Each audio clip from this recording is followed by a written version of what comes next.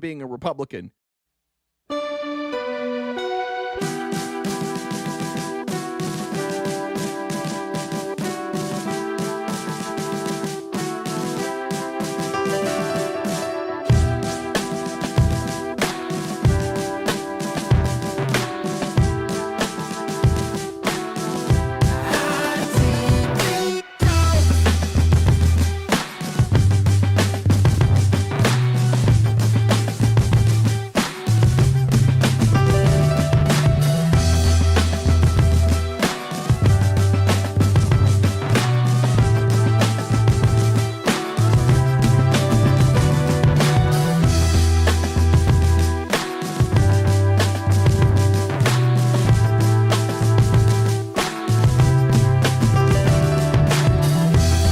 Microphone check. Hopefully you can hear me. Good morning, everybody. Happy Thursday to you, wherever you are, however you may be listening. Thanks for making us part of your day. It's a beautiful, sunny day in Mesa, Arizona, after some delightful rain. Smells like rain outside. There's dead worms everywhere. Does it get any better than that? Could it get any better than that? I would say that it cannot. Good morning, everybody. Who got the hat color? What's up, Jen? You get the hat color? I don't know. This is kind of a newish hat. That's a very straight bill that you have on that hat. I know, and I even tried to it's so I had it like this maybe an hour ago, and then it just keeps going. No, dude, you gotta be a douchebag. We're gonna flatten it out. We can go. It's giving a little bit like a Sandlot vibe. This is the official look right here of slow pitch softball players. When you get that bill as flat as you can, and then you kind of pop it up a little bit. That's the official slow pitch softball hat. What's up, Covey? Good to see you. I was thinking I need to talk to you. I need an update from you on Sedan. I was reading some stuff this morning. I didn't know what the fuck I was reading, so I'll message you. Good to see you though. Great work on the Epstein files. If you guys aren't following Covey over there, Covey, say hi in the chat on TikTok. Make sure you are. He's doing great work over there. Wash it in the dishwasher. It'll soften the hat. Okay, I could do that. Is that how you do it? Hey, now I play slow pitch softball. I don't wear my hat like that. Well, men. You can't tell me that there's not men with. I honestly, I played slow pitch softball for a little while when I first moved to Arizona.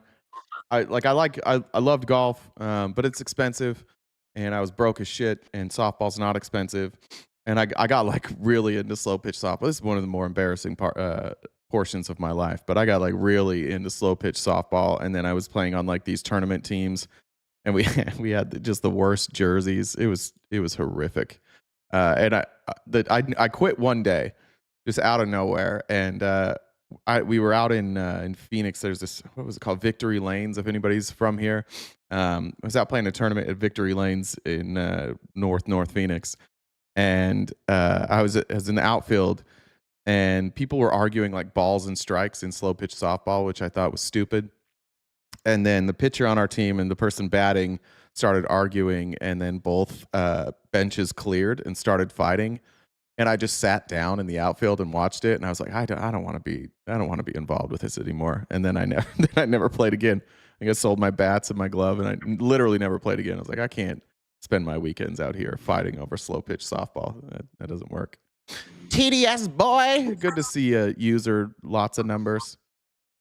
Is there a more lame thing to say, Jen? Is there anything more lame than people discrediting with the criticism? TDS thing? Yeah, like you guys. Yeah, it's kind of lame. Update your material. But let's be honest, they're not very original, and that's all they have. So. Good point. I don't remember who it was. I saw a comedian the other day that was talking about like giving advice to a younger comedian, and they were doing like election jokes, but like a year later, and the election jokes were bombing. And he's like, "Why are you doing those? Like that's outdated." And the comedian was like, "I just don't want to let go. These jokes were so good." And he's like, it would be better if you just stood on stage for 90 seconds in silence than doing those jokes any longer." And that's kind of how I feel about all of these insults. I want them to hurt a little bit. I would love for these jokes to start stinging, but you guys don't. They don't even sting anymore. It's just TDS and what is a woman and Kamala Harris. That's basically like the whole thing. So I need you guys to be better today. I'm going to try and be better. We're all working on getting better in our lives. And MAGA, while you're here, I encourage you to be better at insulting because at this point, it kind of feels like talking to toddlers. They just don't land anymore. So if you guys could do better, that would go ahead. In fairness, a lot of them have the same intelligence of toddlers, but toddlers you can reason with. Often. That's true. Give them a snack and a nap, and they seem to be. They can be better and be soothed. A lot of Trump supporters can't. Yeah, if this wasn't a digital place, like maybe that would be the move, is to like have a little just give them a snack like every 30 minutes. Yeah, just some Gushers or fruit snacks or something like that. Keep them going. Fruit roll up.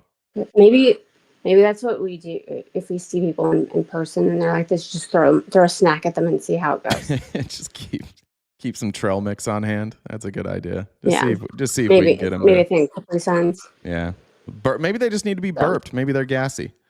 That could be it. Gas pains are no fun. You don't want to. It's true.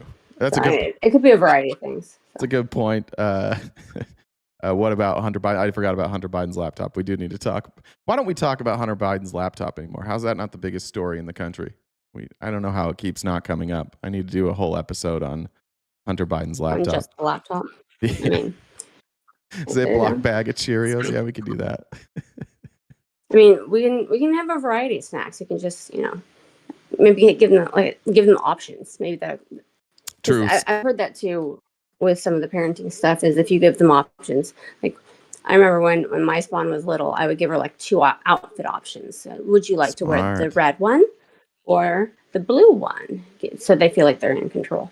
That is the nightmare of being a girl dad is picking outfits in the morning before school.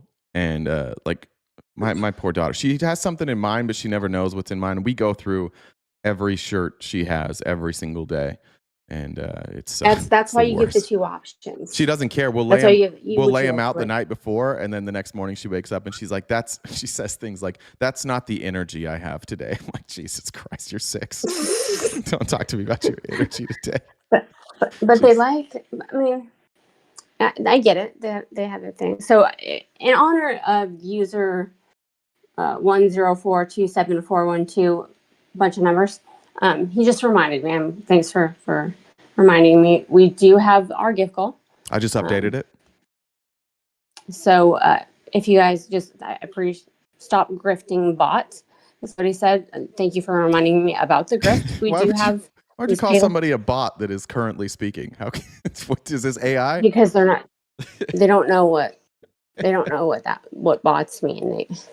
This would be an incredible bot, honestly. If I was a bot, I think you should compliment me. That would be something with as technologically challenged as you are, and that turns out you're a bot. You're like this AI bot that is just super. That'd be something for sure. But anyways, so yeah, we've got that gift goal. If you check out the pay links up there, so the V, the P, and the C. And if you're over on YouTube, if you want to send a super chat, we do the show each day, Monday through Friday, from 8:30 to noon Pacific time. How we keep the lights on, how we're able to do that is by hitting that gift goal. So if you guys could help us out over there, that would be fantastic. If you haven't subscribed to us wherever you're watching, please do so. All paid members on any of the platforms get to join us for members only events. We have one coming up this upcoming Monday. So if you are a subscriber, make sure you're in the Discord so you can watch the last 2 episodes of Hitler and the Nazis with us. Yeah. So yeah, we've got that. If you guys disagree with what? I just said yeah. Yeah. Okay. We're also going to. Sorry. On that note, for members only, we're gonna watch the. I just saw some clips from it, and I'm really interested. But we're gonna watch the congressional hearing on like the social media platforms, and it's either gonna be Friday night, Sunday night, or next Wednesday night. I got to check schedule with my daughter, but we're gonna do that one as a members only event as well. But that won't be in Discord. That'll actually be on YouTube and Twitch. Okay. So if you want to join us for those events, be a paid member on any of the platforms, and you can join us. Make sure you're in the Discord. If you guys want to invite to the Discord, it's not for ops, but if you guys want to be in the Discord as a friendly, you can send me a DM in Discord. It's the same as the Venmo, so Jen with 2 N's, Deb with 2 B's, the number 1. Also, that's the same Discord that you can message me if you're opposition and would like to come up and own this lid. So if you'd like to come up and have a conversation with Jay, if you want to send me a message on Discord, I can bring you on, and you can talk in real time. You don't have to cry in the comments. Check out the link tree in the bio. We're on most social media platforms. We've got merch. Jay's on Cameo. We upload these episodes to Spotify. How does Dolly Parton keep her swimming pool clean? I don't know. It's got to be something with chlorine. Chlorine. I don't know. Chlorine. I was close. I knew it. That's what I thought. You were close. Damn it. You're close. Oh, all right. That's a good one. All right. Let's get to it. Daily consumer, get it together. Dolphin, thank you. Dolphin says, shit, where did it go? Grift me, daddy. Got it. We'll grift. We'll do a grift. Well, welcome everybody, and what a pleasure it is to have Jen back after 2 days without her. Doesn't it feel more organized? I know I feel better. I also switched to decaf coffee this morning, and so I've just been hammering coffee. And about 5 minutes before we went live, I realized that it is not decaf, and so I was like, why am I jittery? Well, that's why. So I've got a lot of energy today. I'm going to try and keep it under wraps. And I'm still going to drink the coffee because I guess I'm an idiot. I'm not sure. It's just delicious. All right. This is personal for me. There's a man in Arizona named Jake Hoffman, and Jake Hoffman is a piece of shit. He also was, I think he was like the COO, or he's on the board with Turning Point USA. I'm not even sure if he still is. But yesterday, he went on the floor of the Arizona Senate to advocate for 2 more bills that celebrate Charlie Kirk, because he's never going to let that go. But on that same day, as the Arizona Senate held a moment of silence for the Reverend Jesse Jackson, and obviously Turning Point USA and their friends were all posting about how Jesse Jackson is a horrific human being, and they hate the civil rights movement. They hate the Civil Rights Act. They don't think that any of that should have existed, and they think that that is somehow detrimental to our country. And I just want to show you what happened yesterday when they held a moment of silence for Jesse Jackson. Thank you. Right. A moment of silence for for Reverend Jesse Jackson. This is Jake Hoffman right here in a tan suit. It's kind of a little blurry, but that back there in the back, on his cell phone. Walking out. Oh, fuck. You can't see it. God damn it. Start it over. Fuck. Here we go. My bad. Thank you. Right. A moment of silence for for Reverend Jesse Jackson. All right. There he is. This is Jake Hoffman right here in this little tan suit back there. On his cell phone. And just walks out. Because he's a piece of shit. So just collectively, I don't know. I know you can't all say those words, but everybody in the chat, if you could just let me know what you think of Jake Hoffman, and collective from our audience to his ears, hopefully. Fuck you, Jake Hoffman, you racist piece of shit. And it's an important reminder also today that Charlie Kirk was a racist piece of shit, and he didn't deserve to die that way. Or everybody's gonna die. He didn't deserve to die that way. Also a racist piece of shit, and fuck Charlie Kirk, Jake Hoffman, and Turning Point USA, and anybody who spent the day yesterday on the...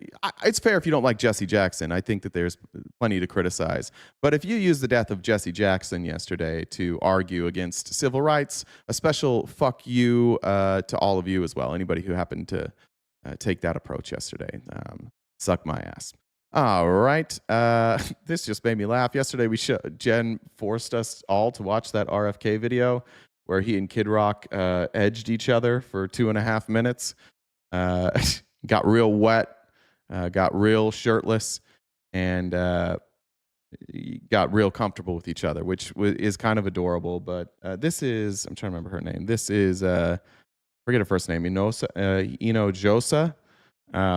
They were talking yesterday on CNN about how RFK is basically just like redoing Michelle Obama's platform, which Republicans at the time hated. It was like this massive attack on their freedom that Michelle Obama advocated healthier school lunches. And they're like, fuck you, this is America. If my kids want to eat Gushers and Pop-Tarts, they're going to eat Gushers and Pop-Tarts. And Michelle Obama's like, that's fine. I just thought that the school should give them healthier food. And this made me laugh. Common sense? Absolutely not. I think that Michelle Obama's initiative was geared towards families, children, making sure people are active and eating healthy. This RFK video or whatever this is was a vanity project. That's what that was. It wasn't about anyone eating healthy or it was not even geared towards our kids. Honestly, I think it was geared toward Olivia Newsy at this point. It was geared toward his like ex-girlfriend. I don't think that I do not think that it was geared. I think it's true. I do not think it was geared towards children. If anybody doesn't remember, that's the journalist who reported that she had an affair with RFK the last couple of years, and then everybody on the right's like, "Don't believe women; they're all whores," and because you guys are gross. Ty said flags at half staff for Kirk, but not Jesse. Yeah, of course. We thought Trump. The thing is Trump actually like kind of had a good relationship with Jesse Jackson, and he said, I saw his True Social post. It was kind of a nice thing, but yeah, like if Charlie Kirk is a civil rights leader and Jesse Jackson isn't, I don't know what to say about that. That's a bizarre stance you all have taken. Do we have people upset about Charlie Kirk here? Why would you consider Charlie Kirk a civil rights leader? We got anybody here wanting to explain to me why Charlie Kirk is labeled a civil rights leader by you guys? Fuck Charlie Kirk. Good point, Jay Ressi.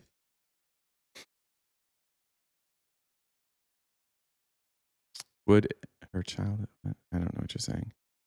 Yeah, it could be civil rights violator leader. That could be it. What civil rights did he fight for? Civil rights leader? Sarah. I don't see anything. The amount of non-Catholics in the chat is hilarious. I love it. Congratulations if you're non-Catholic, by the way. That's great. Did they rename the 202 for Charlie? I don't think so. I think they're trying to. The Charlie Kirk Highway. Whites. It's just there's going to be a whites only lane. They're going to get rid of the HOV lane. It's just going to be whites only. I don't know. Okay, nobody had a good explanation. But good jokes by our audience. Well done. All right, some pretty alarming stuff. Even Fox News can't ignore this. Donald Trump is an cancer to American farmers. Looking at this, we've got a new report, and it shows the number of U.S. farms went down last year. Actually, give me the numbers. Well, those stats are shocking, Stu. The number of U.S. farms shrank by 15,000 in 2025. Yes, it brings... Yeah, round of applause there for the Trump administration, everybody. Losing farms right and left. That's great stuff. Jamar says, if you're a bot, then I'm a 5'11" cupcake poodle. The total to 1.865 million, still a lot, but farmland is continuing to face pressure from economic factors such as urbanization. Yeah, hooray, less food or, and we'll get to this later, just more ultra-processed, covered in pesticide food. And low or basically negative returns per acre. You're losing money. According to the American Farm Bureau, it is part of a long-lasting decline. We've seen it year after year, while farm bankruptcies, by the way, are on the rise. The largest decline at the state level was Texas. No surprise, it's lost 2,000 farm operations, while no state saw an increase in... That's going to be a tough way to run as a Republican in Texas. Whether it winds up being Crockett or Tallarico, it's going to be tough running as a Republican, because in order to keep your base, you have to lick Trump's diaper. And in order to do that, you have to defend a lot of really shitty policy that is hurting your farmers there in Texas. Again, 2,000 plus farmers in Texas. farms at all. Last year, Illinois, for example, lost 400, Iowa and Indiana 500, Minnesota a whopping 1,300. The numbers show that the numbers of farms decreased in every economic category except for farms that make $1 million or more in sales each year, which actually saw a minor increase of 50 farms. But any way you look at it or try to paint it, it's a pretty grim picture, Stu. Yeah. Again, another round of applause there for Trump, just every day doing stuff to bankrupt middle-class Americans, farmers, blue-collar workers. Really, really great stuff. Just he's following, he's delivering on his promises. Doing a great job. We all have more money in our pocket. Things are going really, really well. I always fuck up this username, but Ran1/2 sent this morning. Thank you on Discord. But this was at a school board meeting. Get it here. I do not represent my. In Minnesota. This is the Sabacat testimony at Minnesota Education Finance Committee, and we need all of this woman's energy. Thank you very much for your testimony. Hi, my name is Mandy Jung. I do not represent my school district, and these are my personal views. Yesterday in my... Is that an anime thing? Sorry, is that what that is? Ranma 1/2? That's an anime thing? I'm not an anime person. I barely watch TV. I did last night. I'll start this over. Sorry, because I didn't know that. But last night, for the first time, I think in years, I literally put my phone under the couch and forced myself to watch 2 episodes of Trailer Park Boys, which is one of my favorites. But yeah, I don't watch anime. I should. Everybody always tells me I need to watch. There it is again. Every time I talk anime, someone's like, "Yo, you just watch One Piece." My brothers say it all the time to me that I need to watch One Piece. My mom watches One Piece. I'm an old soul. Thank you very much for your testimony. Hi, my name is Mandy Jung. I do not represent my school district, and these are my personal views. Yesterday in the hallway, my student Ashley came up to me and said, "Good news, Ms. Jung, my mom got free." A month ago, Ashley came back to her apartment and both her parents were missing. She didn't know where they were. Her father remains in detention. Benito and his cousin were walking home from the store in early December. They were stopped by masked men and put in the back of an unmarked vehicle. The men asked for their papers. Benito, being 12, did not have any papers. He gave them his school ID, a meaningless piece of laminated paper with his smiling face and family name. They let him go. They kept his school ID. Ivan has been in hiding since January. He sends me emails asking when he can come back to school. I tell him I don't know. I paid his family's rent for January, $2,000. I don't know who covered February. Nicole was the first. Her father was taken from his job site. It cost $20,000 to get him back. Nicole's mother and youngest brother are disabled. When I talked about it online, asked people to donate money, several commentators called Nicole's family collateral damage and useless eaters. I paid their rent too. My students have more courage than every member of this committee.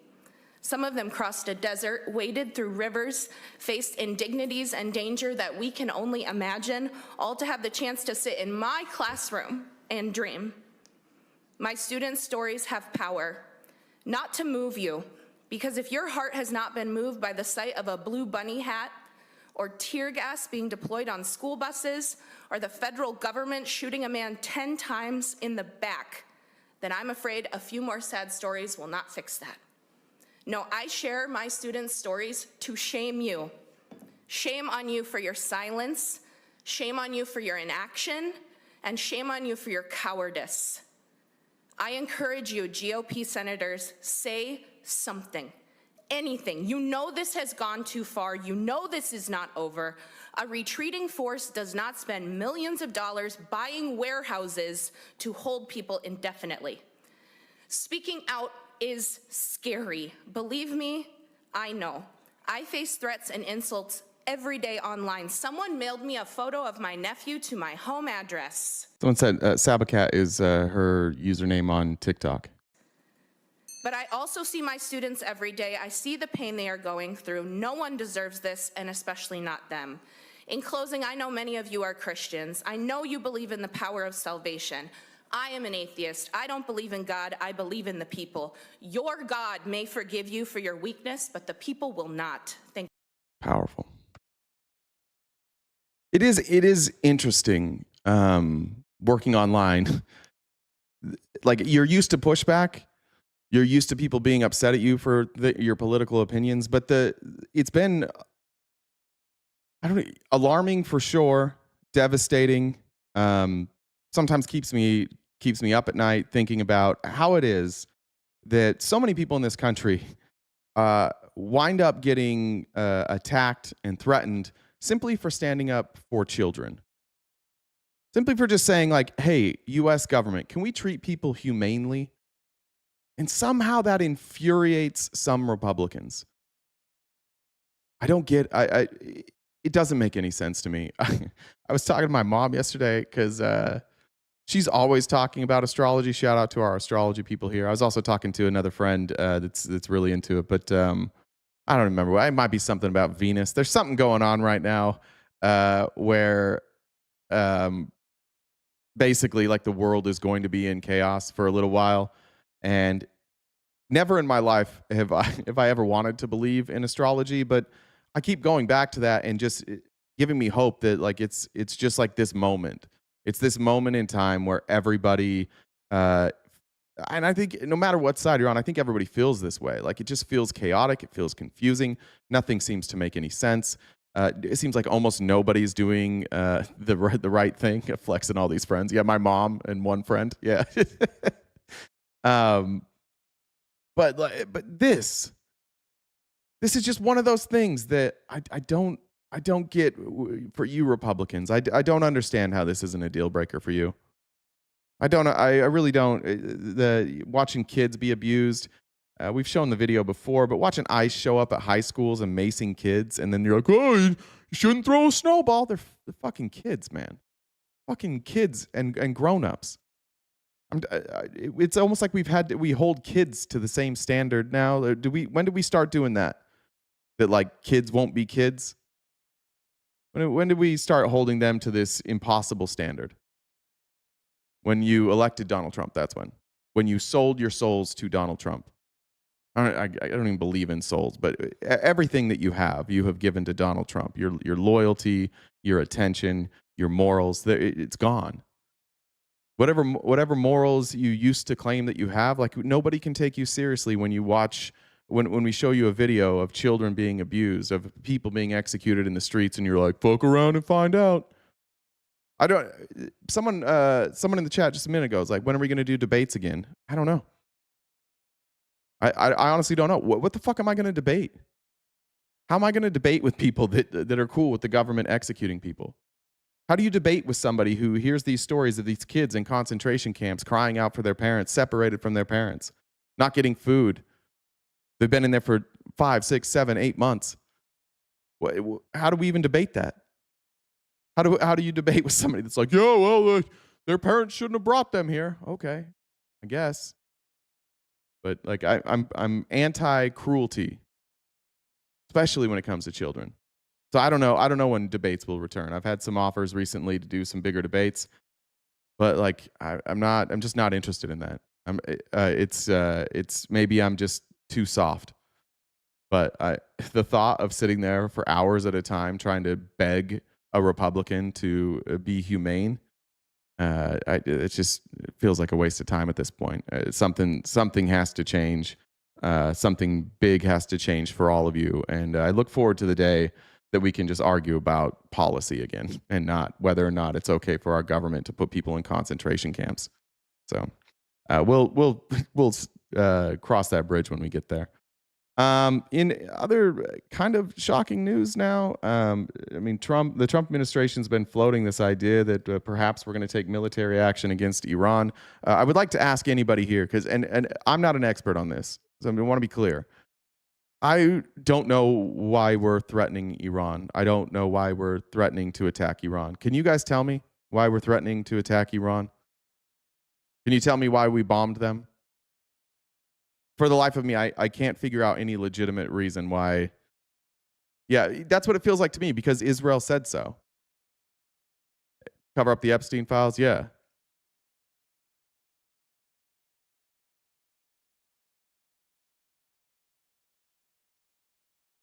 distractions. Okay, but does anybody have like a legitimate reason? I agree with you that it feels like a distraction. I want to believe that if we're going to use military action, that it's justified. Even though this administration has shown that they'll use military action without justification all the time, but anybody? Why is Congress allowing this? What can they do? Trump just does whatever he wants.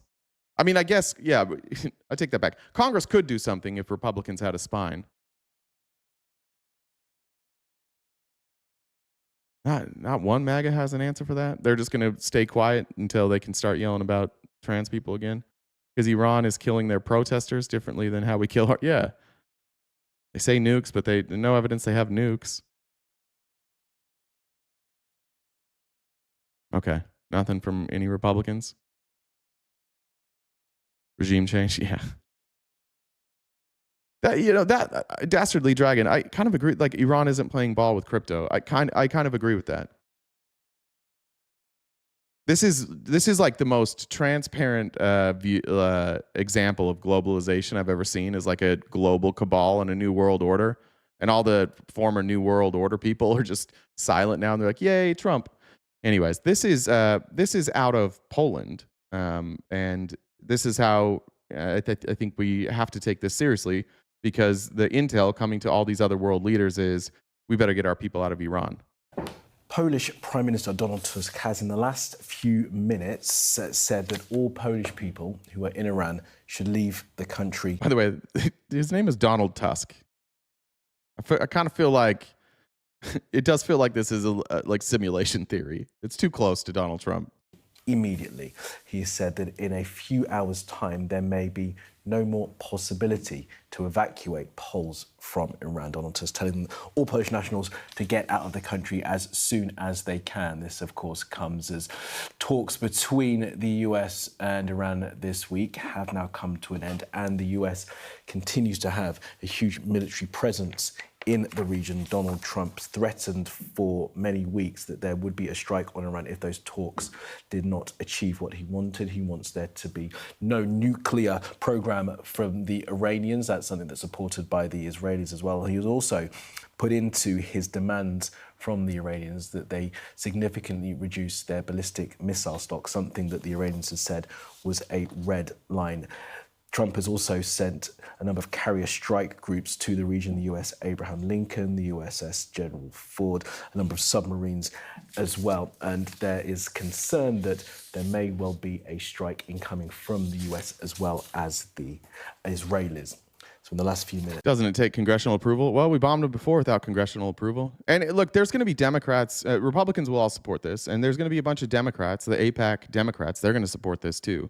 It would get congressional approval. This is one of those instances where our viewpoint, people that share, the viewpoint of myself, it'll be ignored. It's the minority viewpoint. Most people are just cool with us going and bombing Iran. It's the Polish Prime Minister telling Polish nationals who are in Iran to leave as soon as they can, because he says in a few hours there may be no more possibility to evacuate them.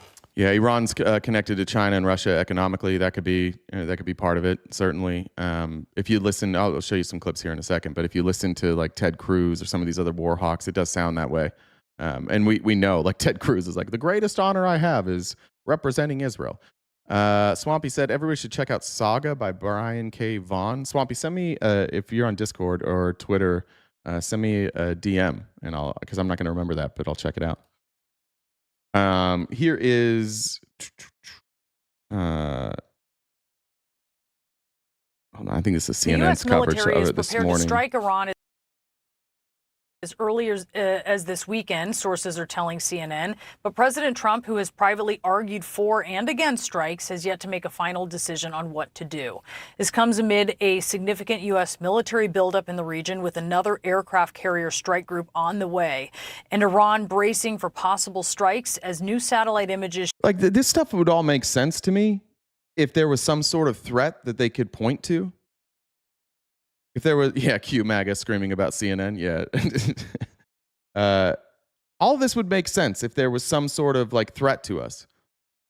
But could we have Could somebody tell us what the threat is, please? Do we have to be left in the dark here? Show rapid fortification at several Iranian nuclear facilities with concrete and large amounts of soil being used to bury key sites. Out front now, Seth Jones, former advisor to the commanding general of U.S. Special Operations Forces in Afghanistan. So, Seth, the military's ready to go, clearly, or they're very close to being so. There are significant assets in the region with this other aircraft carrier strike group on the way. Do you think it is more likely than not that the U.S. will attack Iran? Well, Brianna, the fact that we've got now 2 carrier strike groups that will be available in the region, and those are costly deployments. And so I think without a breakthrough in diplomatic negotiations, which we have not seen, that I do think that we're seeing a higher risk of the U.S. conducting strikes. I don't even know how we would have diplomatic negotiations. Our negotiating strategy is tell Iran that they have to do whatever we say, and of course Iran's not going to do that. We're just forcing our policy and our ideology on them and saying, if you don't do what we would like you to do, we're going to bomb the fuck out of you. There doesn't seem to be a threat here.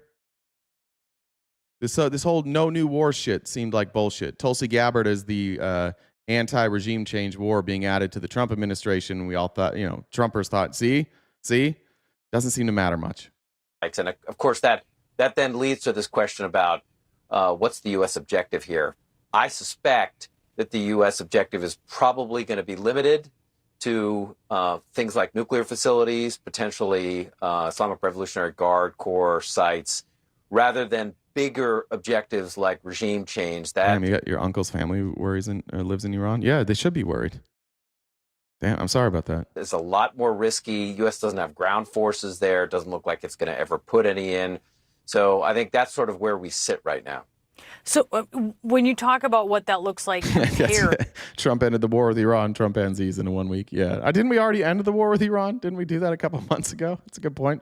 I thought we ended it. Remember, didn't they tell us that their nuclear capabilities had been completely destroyed? Fuck, how fast did they rebuild those? Honest question, are they the largest facilitator and funder of terrorism in the region? No, we are. True. We are the largest funder of terrorism in that region. The strikes that the U.S. conducted on Iran's nuclear facilities this last summer. Are you talking about sites in Tehran? Are you talking about sites well outside these nuclear facilities? What are you expecting?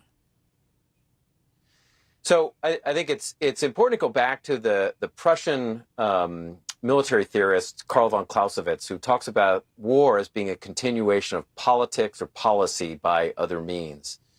So I think really the goal, the question here is, what's the U.S. political objective with Iran right now?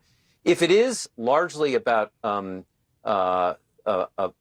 targeting Iran's nuclear sites, then I think we'll see something that's... Yeah, but again, like, to MAGA that's here, who is it that everybody's getting after? Like, Patrick, I know you're here. Drew, am I wrong?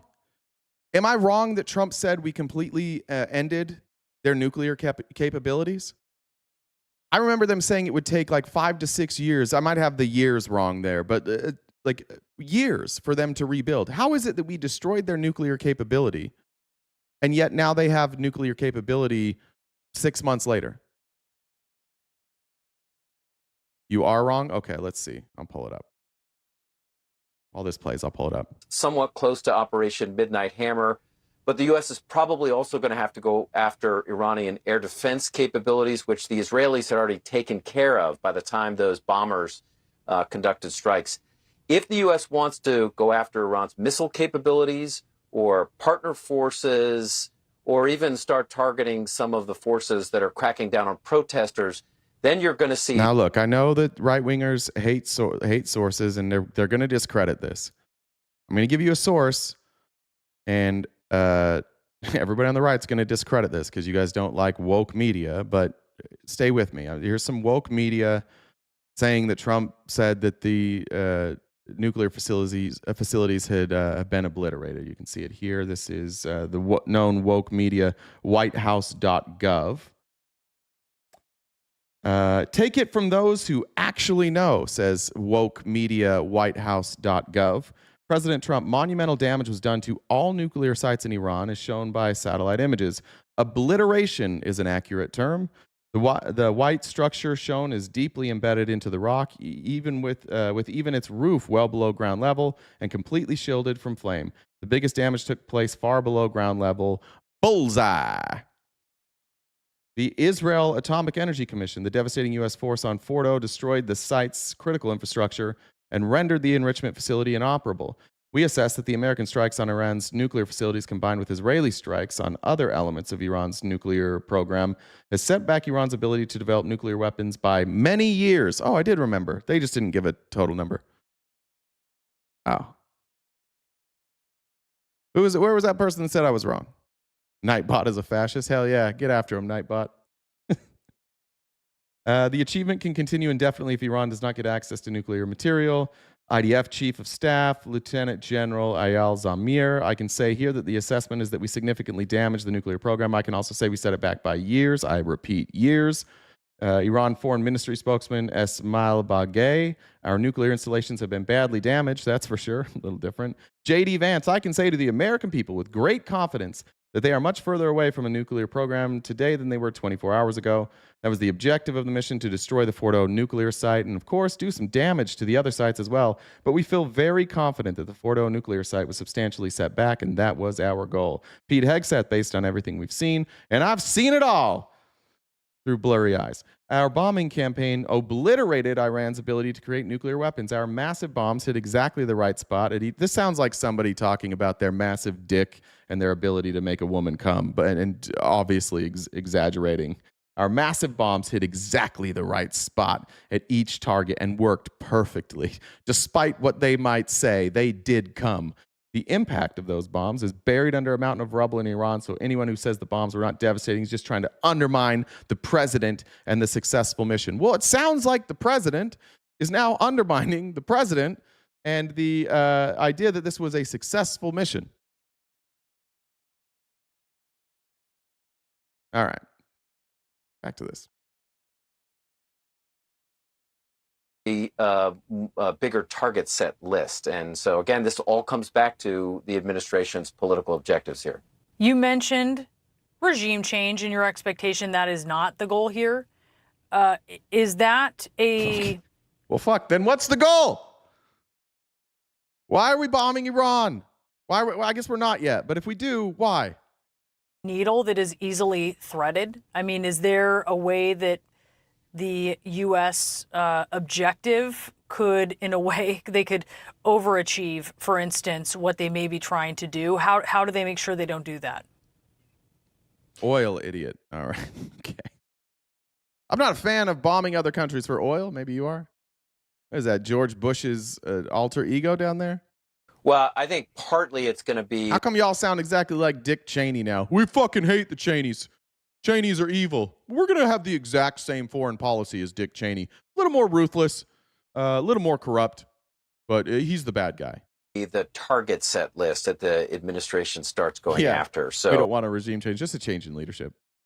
If, again, they're just nuclear sites like the ones you just showed on the satellite imagery, those are pretty limited objectives. But if we see those like Tomahawks, for example, going after Islamic Revolutionary Guard sites or Basij sites or other key political targets, for example, decapitation strikes against Iranian political leaders, that starts to move up the escalatory ladder and starts to look much more like weakening the regime and potentially regime change. It's not regime change. We just want to change the leadership and then have regime change. Oh, okay. But again, there are huge risks if the administration goes down that road. Meanwhile, Iran state media reports that Iran... I don't know. Not a lot of answers. Ted Cruz might have some answers. Just a reminder, guys, we are crowd funded, and it gets fucking annoying. I hate this part of this job every single time, but I know we get locked into the stories. And just a reminder, we are crowd funded. We have a gift goal every single day. If you could help us knock that out, that would be great. I can tell you, the last half of the show, if we could knock it out before then, or substantially, I would like to get through the last half of the show without having to stop. As much as possible, because I think it's going to be really interesting stuff on Epstein. I think we're going to make a compelling case. If there's anybody here who's open-minded, that it's obvious that the Trump administration is a criminal organization who's actively covering up the Epstein files. But anything you could do to help us knock out that gift goal every day would be greatly appreciated, especially today. And PayPal, Cash App, PV, yeah, all those things. And of course, TikTok Shop is terrific. Get your vitamins on TikTok Shop. All right, here's what Ted Cruz has to say. Ted Cruz just like admitting it, like, we just need to bomb Iran. I get a lot of AIPAC money, so we just I'm going to go on Hannity and talk about why we need to bomb Iran. I think that's exactly right. We are at an extraordinary moment in history. It is entirely possible, Sean, that in the next 6 months, we will see the regimes fall in Iran, in Venezuela, and in Cuba. That sounds like regime change. And also, the regime didn't fall in Venezuela. They just stole Maduro and then left his entire regime there to run the country. And we could also see governments replace them that want to be friends with the United States of America. If you have to murder people so that people will be your friend, perhaps you're not friend material. If we have to threaten people with their lives to be our friends, then maybe we have some internal work here. Maybe that's our fault. Maybe it's time to look inward. I get it with Ted Cruz. Like, Ted Cruz is legitimately the most detestable human being ever to be a member of Congress. Everybody fucking hates him. This is for Republicans only, but like, Republicans, thumbs up if you like Ted Cruz, thumbs down if you don't. Republicans don't like him. Trump joked about it the other day. He was like, in front of Ted Cruz, he's like, there's Ted Cruz. Yeah, everybody fucking hates this guy. So our side, their side, everybody hates Ted Cruz. I don't think anybody likes Ted Cruz. He knows what it's like to have to like buy friends. He knows what it's like to have to force friendships. Have you ever seen him hug his daughter? Oh no, I don't know if his daughter likes him. This guy, Ted Cruz, isn't a socialist, Rob Davidson. He's not a true socialist. What are you talking about? He's a Zionist cuck. Now, let me be clear. I'm not being Pollyannish about this. There are 1,000 things that can go wrong. What the fuck is Pollyannish? Is that like this? Is that like the Pollyanna? What is Pollyannish? Has anybody ever heard that before?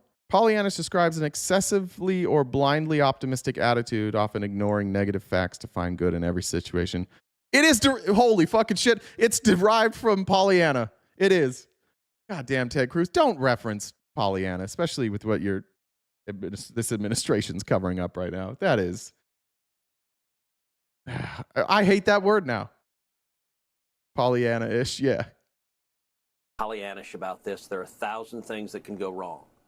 But if that happens, this would be the most consequential geopolitical shift since the fall of the Berlin Wall, since America won the Cold War without firing a shot. What would it change? You would probably allow AOC to peg you? Yes. Yeah. You're right. Good insult. Who wouldn't? Raise your hand if you would let AOC peg you. Because I want to see a raise a hand. Watch the chat here. Raise your hand if you'd let AOC peg you.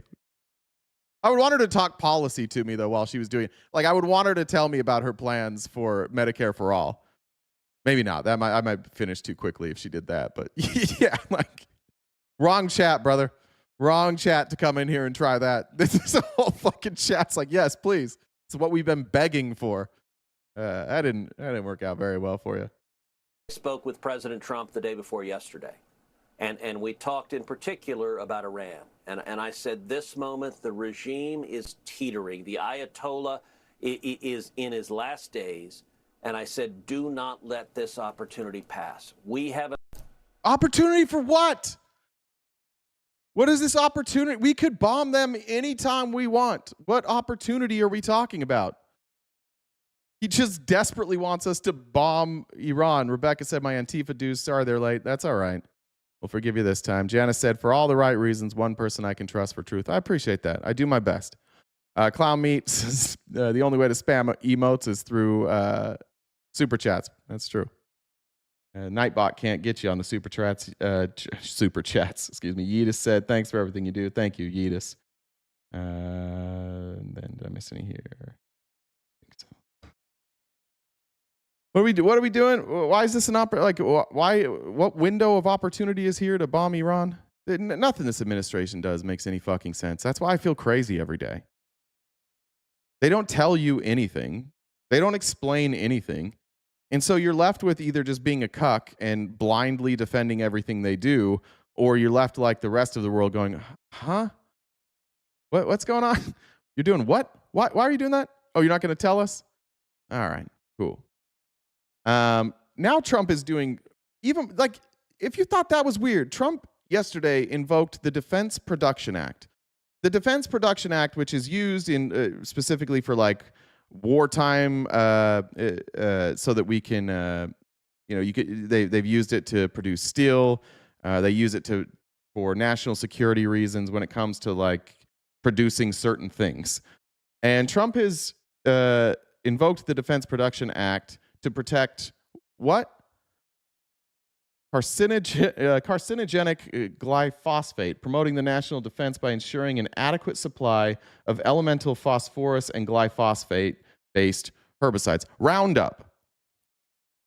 You know how your entire life, everybody, for the last 20 years, you can't turn on a news station without like some commercial that says, if you or a family member has been affected by Roundup, call this number, join the class action. Roundup, it fucked you up and we will make them pay. And now the Trump administration's like, nah, we got to protect Roundup. Yeah, we got to get back to phosphorus and glyphosate-based herbicides.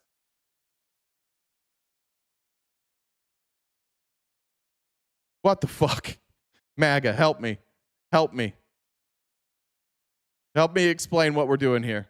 We're using the Defense Production Act so that we can use Roundup more? Please? Monsanto. Oh, somebody knows what they're talking about, Shirley. Well done. Anybody, please help me with this. Yeah, exactly. Farm runoff in Iowa's wild. Cancer rates are insane. Yeah, these farming communities have been decimated by this. Nick Shirley is now reporting on illegal voting system. Nick, I can't wait to see that dumb motherfucker. I can't wait for Nick Shirley to explain election security. That's my kink. Nick Shirley speaking in long form. This is like, we've already done this. This is the study, the safety evaluation and risk assessment of the herbicide Roundup and its active ingredient that basically said Roundup was safe. It's been retracted. We've already done this. Why are we revisiting all of this shit? Find out, you can see here from Environmental Science and Policy, the afterlife of a ghost-written paper, how corporate authorship shaped 2 decades of glyphosate safety disclosure. Litigation in 2017 revealed that Monsanto ghost-wrote the influential 2000 review defending the safety of glyphosate. That's why there's a class action lawsuit. That's why they lost all this money, because they wrote their own study and it was a lie and they got caught and they got sued. Why are we undoing this, MAGA? Using a mixed method case study, we traced how it was cited in academic publications, policy documents, and Wikipedia. In all domains, citations predominantly appear without caveats, even after the ghostwriting was exposed. Retraction and stronger oversight are vital as these sources shape public perception and feed AI and LLM training data. This was from September of last year. It's like whatever science concludes. Trump's like, nah, but Amy Lynn's right. Like, Monsanto is just paying. This is factory farmers who this helps them produce whatever they're growing and do it more effectively. But it leaks into our food. It leaks into our ground. It leaks into our soil, which affects the animals that we eat if you are an animal eater. It affects the water that you drink, or the water then that they use for irrigation that then gets into your plants and gets into, your pets can drink it. Or if you're raising animals. It can get everywhere. We moved past are they going to say like tomorrow it's like we're going to use the Defense Act, the Defense Production Act to bring back lead paint. Not enough lead paint around here. This is a wild thing. Drew, you hear it? Drew, come on. I know, Drew, I got to know, bud. You got any thoughts on this? And that's why I don't drink water. Bring back asbestos. Yeah. Bring that back. Let's just have radiation everywhere too. Roundup is a pesticide. It kills bugs. True. And people. That's the right answer, not me. Trump's getting paid to do this. That's the right answer. Bring back jarts? What are jarts? What are jarts? Did you mean jorts? That's jogging shorts? Jean shorts? Jarts, short for... Oh, lawn darts. Oh, okay. Yeah, fuck it. Let's do it. I forgot about lawn darts. All right. Moving on here. What's this? Axe said that guy in Britain who just got arrested needs to tell on everyone. Can't use a proper name, apparently. Oh, no shit. Well, we'll get to that. Am I going to get banned today for saying Prince Andrew? Wouldn't that be well, I mean, we probably will. There's one of the places we're streaming live that will certainly ban us today. Damien, thanks for joining the $2 train. And Betsy, thanks for paying your Antifa dues. I appreciate that, guys. These aren't late Antifa dues. These are early. I know you guys were all caught up on last month. Okay. In fact, this is from Healthy Florida. I guess we got a Maha problem here, but for the record here, these numbers, these are parts per billion. But Healthy Florida First just put this out, exposing food toxins, showing the amount of glyphosate in bread. Nature's Own has pretty high levels. Dave's Killer Bread, which is the bread I like. Wonder Bread, Sara Lee. For the record, these are labeled these are labeled safe. This many parts per billion are labeled safe, but there's at least some people that don't trust that, and these are Republicans who don't trust that. I don't know what Florida is going to do. I don't know what Ron DeSantis is going to do. RFK apparently is going to be silent on this, but we can just go back a few years and you can watch RFK talking about this and the dangers of glyphosate. We shouldn't be talking about glyphosate. We should be talking about Roundup. And if you read all of these documents that we've gotten from Monsanto and see all the sneaky stuff that they do, one of the most fearful things for them is that somebody is going to do testing on Roundup. Because even in their most private emails to each other, they're talking about nobody's ever tested this, and we know that the formulation is much, much more toxic than the glyphosate.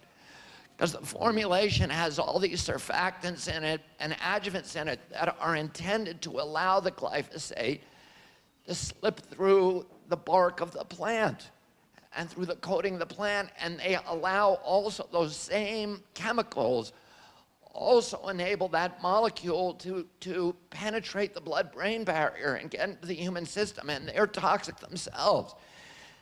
And the synergistic toxicity is something they've been able to keep the regulatory agencies from ever looking at that. One of the things that RFK has done, and he likes to link a lot of things to the increase in autism diagnosis, but one of the things that has at least given some scientific journals some pause is that that in countries where they have used glyphosate more than others, you see higher rates of autism. No link there, but this is one of the things that he's talked about historically. So it's weird now that he's just going to go radio silent.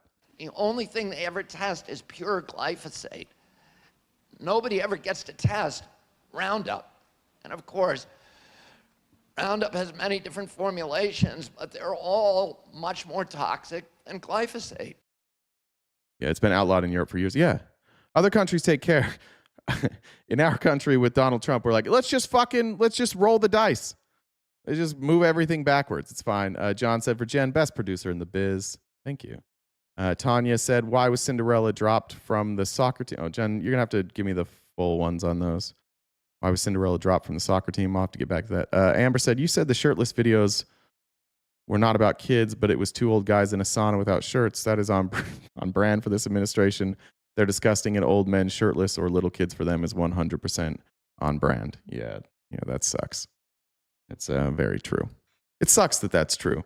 Gerrymandering, bring back uranium painted plates. Do we have that? Do we have uranium painted plates? Let's just have everybody have nuclear waste. Let's just dump it in everybody's backyard. Let's just fuck it. See how long we can last. Are they trying to kill us off? Tanya, the joke was, why was Cinderella dropped from the soccer team? She kept running away from the ball. Yeah, that's tough. Do you think it's painful for RFK to speak? I don't know. Good question. I don't remember what his condition is. It's something with his vocal cords, right? America was bought and sold a long time ago by the global elites.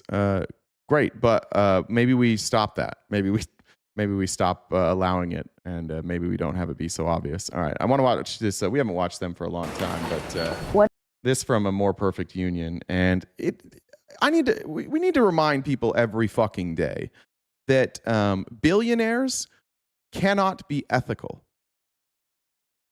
There is no such thing as an ethical billionaire. The Waltons are evil. The people who run Walmart are straight evil. The places, the ownership of like Kroger, evil. They do not care about human beings. And I don't think we touch on that enough, but this More Perfect Union video is going to expose just how corrupt these billionaires are. And more importantly, I think for Republicans, because you don't care about that, I want you to pay attention to how much money it costs us, the taxpayer, to allow billionaires to pay people non-living wages. When they don't pay a living wage, the American taxpayer picks that up. When we give them tax subsidies, the American taxpayer picks that up.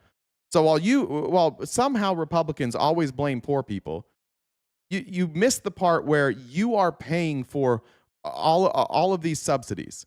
That's coming right out of taxpayer money. And then the billionaires are like, don't, you could be like us someday. You're like, good idea, I'll defend them. This video is incredible. It's about 11 minutes long. I'll try not to stop too much, but it's such a good reminder that Jesus fucking Christ, we've come a long way from sensible economics. When I grew up, I knew the person who owned the grocery store. There were 3 grocery stores. We all knew the people that owned those grocery stores. They were not super wealthy. My next door neighbor, who lived in the same neighborhood where I live, which wasn't, it's an affluent neighborhood now, but it was just a regular middle class neighborhood there. My next door neighbor, or 2 doors down, was the butcher at a grocery store. His wife didn't work. They had 5 kids. They were fine. They were middle class. He retired. You could be a butcher at a grocery store and support a family. There was a time that existed. No longer. Because we have allowed the lie of trickle-down economics to destroy business ownership and create a wealth gap that is unsustainable, but at this point, detrimental and is costing lives. What is it like to be in a grocery store for 6 hours hungry? It's torturing. You feel like you're being tortured. Daisy Walter is a grocery store worker in the Pacific Northwest, and like millions of Americans, she relies on SNAP or food stamps to feed her family. I work. I still can't afford to eat without it. Right now, the way my hours are, I have to choose my bills or food. According to President Trump and his allies, SNAP is rife with fraudsters and freeloaders. Fraud in the federal food stamp program. It wasn't meant for people that could do whatever they want, the people that say, well, I don't think I'll work, I'll just, collect this money. But we investigated, and what we found was shocking, because there are definitely people taking advantage of SNAP, but they're hiding behind lobbying firms and front groups, behind the doors of... Rely on God, not government. Why do you exist? Why do you exist? That's so fucking stupid. No. If you rely on God, great, but also advocate for sensible policy. You do both. Private jets and boardrooms. SNAP was created to ensure that in the richest country in the world, no one goes hungry. This is the story of how America's corporate elite captured SNAP and used it to pay themselves.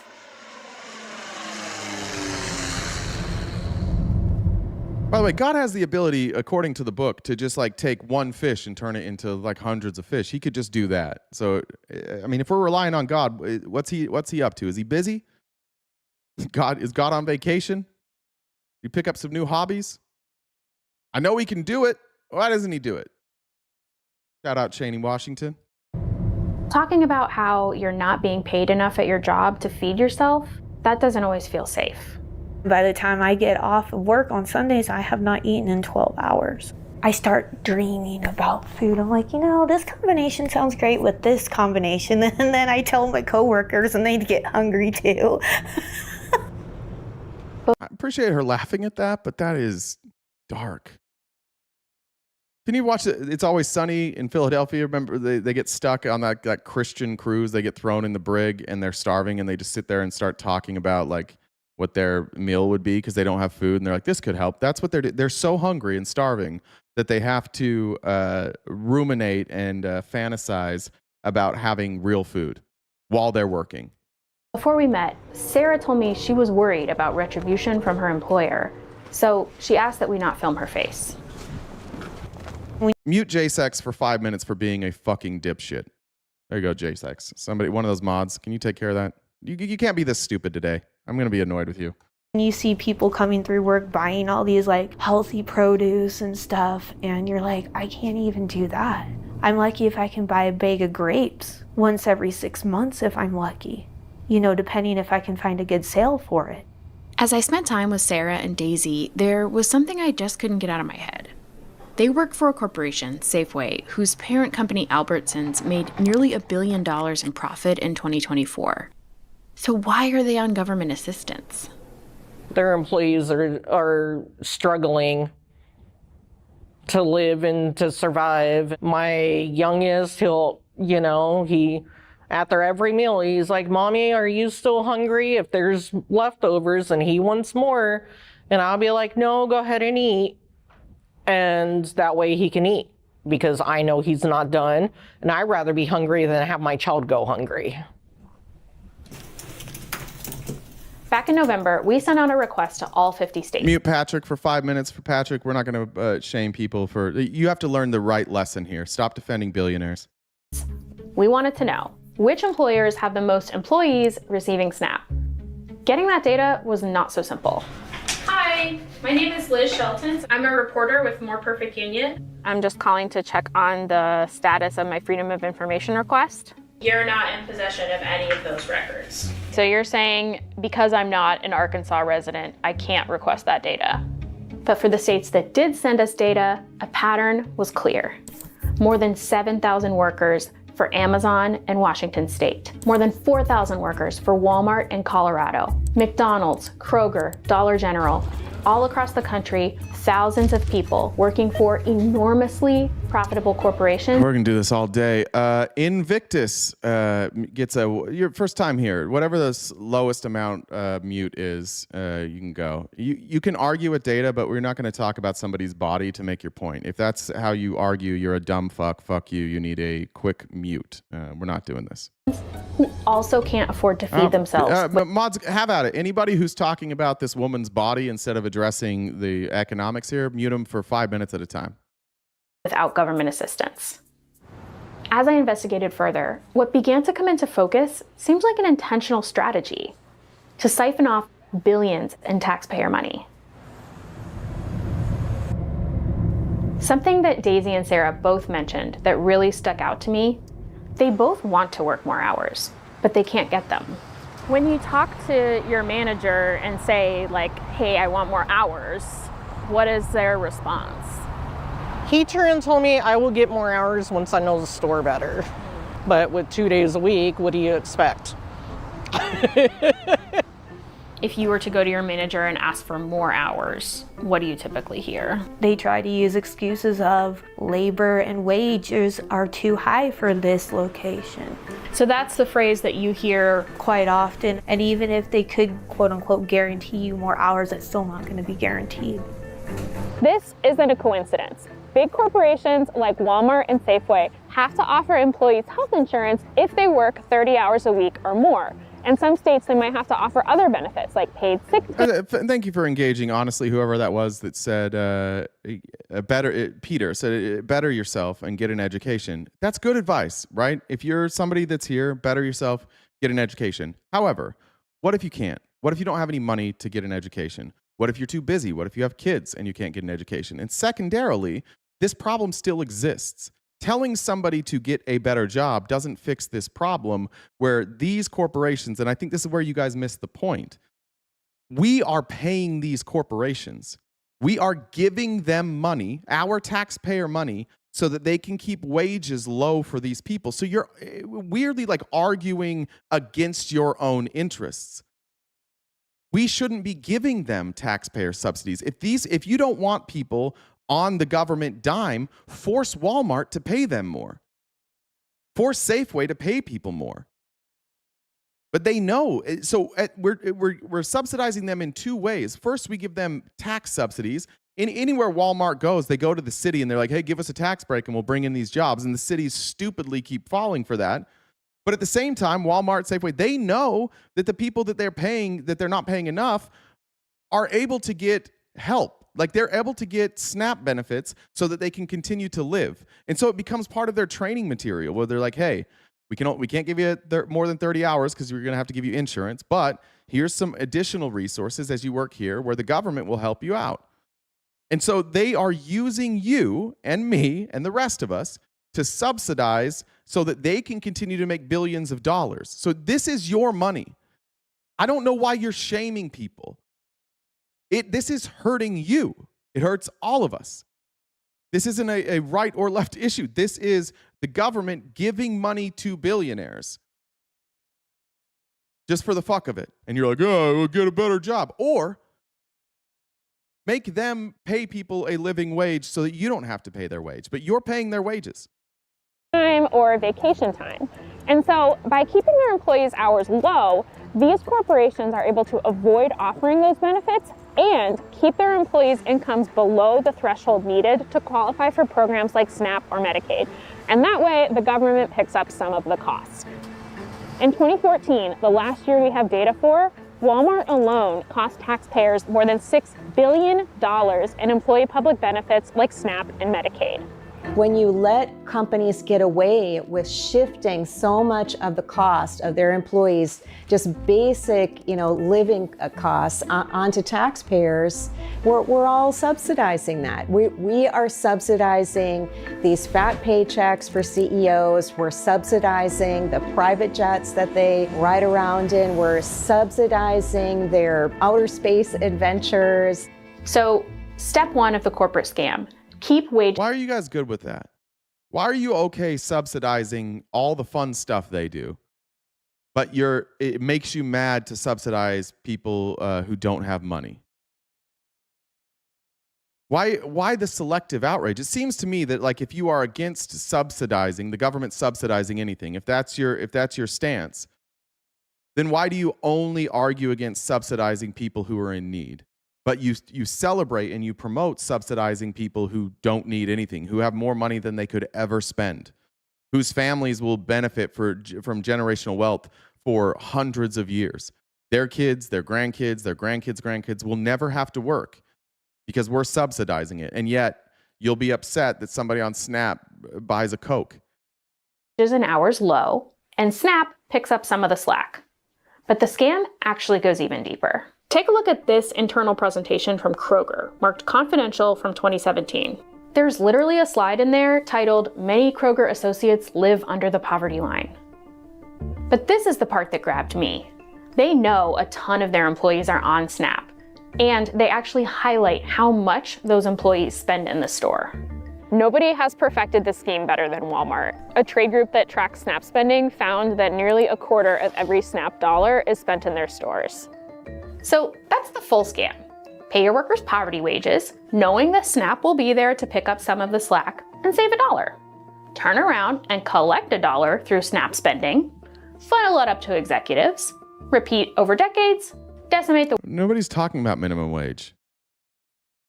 I do champion profit sharing. That's my solution to this. But you have to pay people also a minimum wage. Like profit sharing is great. I'd be fine with that.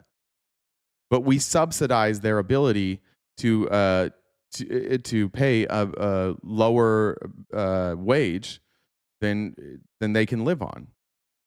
There's lots of options to fix this.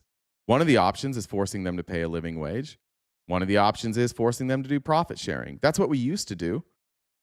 But when we used to have top marginal tax rates between 70 and 90%, the only way that people could bring down their effective rate, which it was by the 1%, their effective rate was down to like sometimes, the high 30s, but between 30 something and 50%. And the only way they could bring that down was by taking the money and investing it into their employees, doing profit sharing, giving them benefits, giving them raises. That's how the incentive structure used to work when our country actually was great, when we actually, economically at least, when we had a booming middle class, when the middle class was expanding faster than any other class. That's how we did it. So I agree with that. I would certainly support that. But the question I'm asking to Republicans, because certainly Republicans aren't going to be okay with forcing profit sharing. So perhaps perhaps what you have to do is give them this education and then start with a living wage. But I do agree with that. Profit sharing would be great. Working class. By the way, when I debated Andrew Wilson said, actually wages are profit sharing, because he's a fucking idiot. Freeloaders here are the big profitable corporations that are shifting the costs of people's basic needs onto taxpayers. They are the leeches on the system. But this was not what President Trump and Republicans in Congress were focused on when they cut SNAP by almost $200 billion last July. Amber said Washington tried to sue Walmart. They were giving out welfare packets at their employee orientations. Yeah, Jessica said, fuck you, Patrick, you tiny dick bitch. Damn. Tim, thank you for joining the Dollar Train. Appreciate that, guys. Just a reminder, we are crowdfunded. I appreciate the donations that have come in so far. Anything you can do to help us knock out that goal will be greatly appreciated, and the blessings of liberty will be poured out upon yourself. Biggest cuts in the program's history. The people that say, well, I don't think I'll work, I'll just, collect this money. We can't give everything away. They say it's about making sure that people who are on SNAP are working. Brand new work requirements. It's so crazy to say we can't give everything away. And what they did is took money that they were using for Medicare and SNAP, and then they offset that by giving that money to rich people. They literally just stole from the poor and gave to the rich, and then went on camera like, we can't afford to help poor people. And you can just read the bill. You can just look at the markup. Where the money went. They said, here's the money that we're going to spend. We can't spend this money anymore because we can't afford it. Why can't we afford it? Well, because we're going to lose a bunch of tax revenue here by giving a handout to these rich folks so that we won't have that money anymore. So they literally just stole the money from poor people and said, go ahead and keep all the money, rich people. That's fine. Go do it. And you guys just bought that. Hook, line, and sinker. For food stamp recipients. But there's reason to believe there's something else going on here. See, Trump didn't invent work requirements for SNAP. They've been around since 1996. A national welfare reform bill that will make work and responsibility the law of the land. And the average... just ban Billy Foltz. I'm done with Billy Foltz. Go fuck yourself, you dumb bitch. Payment is $6 per person per day, which is not enough to live on. So by necessity... The vast majority of people on SNAP are working. All the ones who are not working because they have caregiving responsibilities. They're going to school. They have a disability. But there have always been pockets of people who are exempt from reporting those work hours to the government. Parents of young children, the elderly, veterans. But now, President Trump's new rules say that all those groups need to report their hours to the government and way more frequently. Otherwise, they risk losing SNAP. And yet, the people who got the funding from the president, he deregulated them, and he cut the IRS. And so those people who got the handout, the fucking welfare queen billionaires, they don't have to prove anything. They just get it for the hell of it. Nobody's tracking their finances. Nobody's deciding if nobody's checking to see if their write-offs were legitimate. The hardest thing in the world is to audit one of these billionaires. Their ability to hide their money and use all sorts of tricks, like we can't even audit them. That's why we need to hire more IRS agents, where the return on investment is like we get back $8 for every dollar we spend on an IRS agent. And somehow Republicans have convinced their voters that that's a waste of money. How is an 8-to-1 ROI a waste of money? This is why people say that you hate poor people. This is why the world looks at you this way. This is why people say it. And you think that you have this good argument like, oh no, I just want accountability. No, the fuck you don't. You want accountability for poor people, not rich people. And you don't want accountability for yourself. It's only poor people. And I think it's just this thing where you have an opportunity to look down your nose, and before anything else, like the difference between conservatives and progressives is where they punch. And conservatives always punch down. They are the bullies, always punching down. And progressives punch up. And when we punch up, you dumb bitches are like, oh, you have TDS. Oh, you probably just live in your mom's basement. You just start punching down. Your response to criticism of rich people is to start telling people that they're poor. Yeah, there it is. Wah! And then you say shit like that. Yeah, like you name a scenario where you're the good guy. Is there ever a movie, like, you know those movies that they always show, and they're like, hey, you know the guy that always picks on the poor people? That's the hero in this movie. Sure. Everybody knows that. You're just miserable fucking losers, man. Why are you punching down? Punch up. Punch up. Stand for something. Bully the bullies. Don't bully the people who are already struggling, that are down on their luck. But that is the difference in political ideology between the right and the left. Demonizing poor people, demonizing marginalized communities, that's what you like to do. And that's just you being mediocre as fuck. If you're always looking down at people like, I'm better than you, looking up, you're saying, you know what, we got to take care of everybody. I don't punch up because I need more, because I want more money. The stuff that I advocate for, the policies that progressives are advocating for, like, they wouldn't really affect me. I'm not going to get any real benefit. The only thing I ever advocate for that would be a benefit to me, because I'm self-employed, is Medicare for all.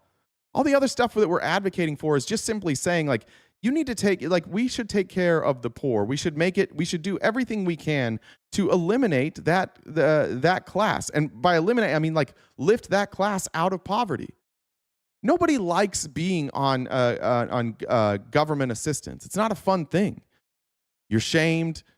Hard to feel like great about getting that. You know that people look at you differently. You go and you use your SNAP card, people look at you differently.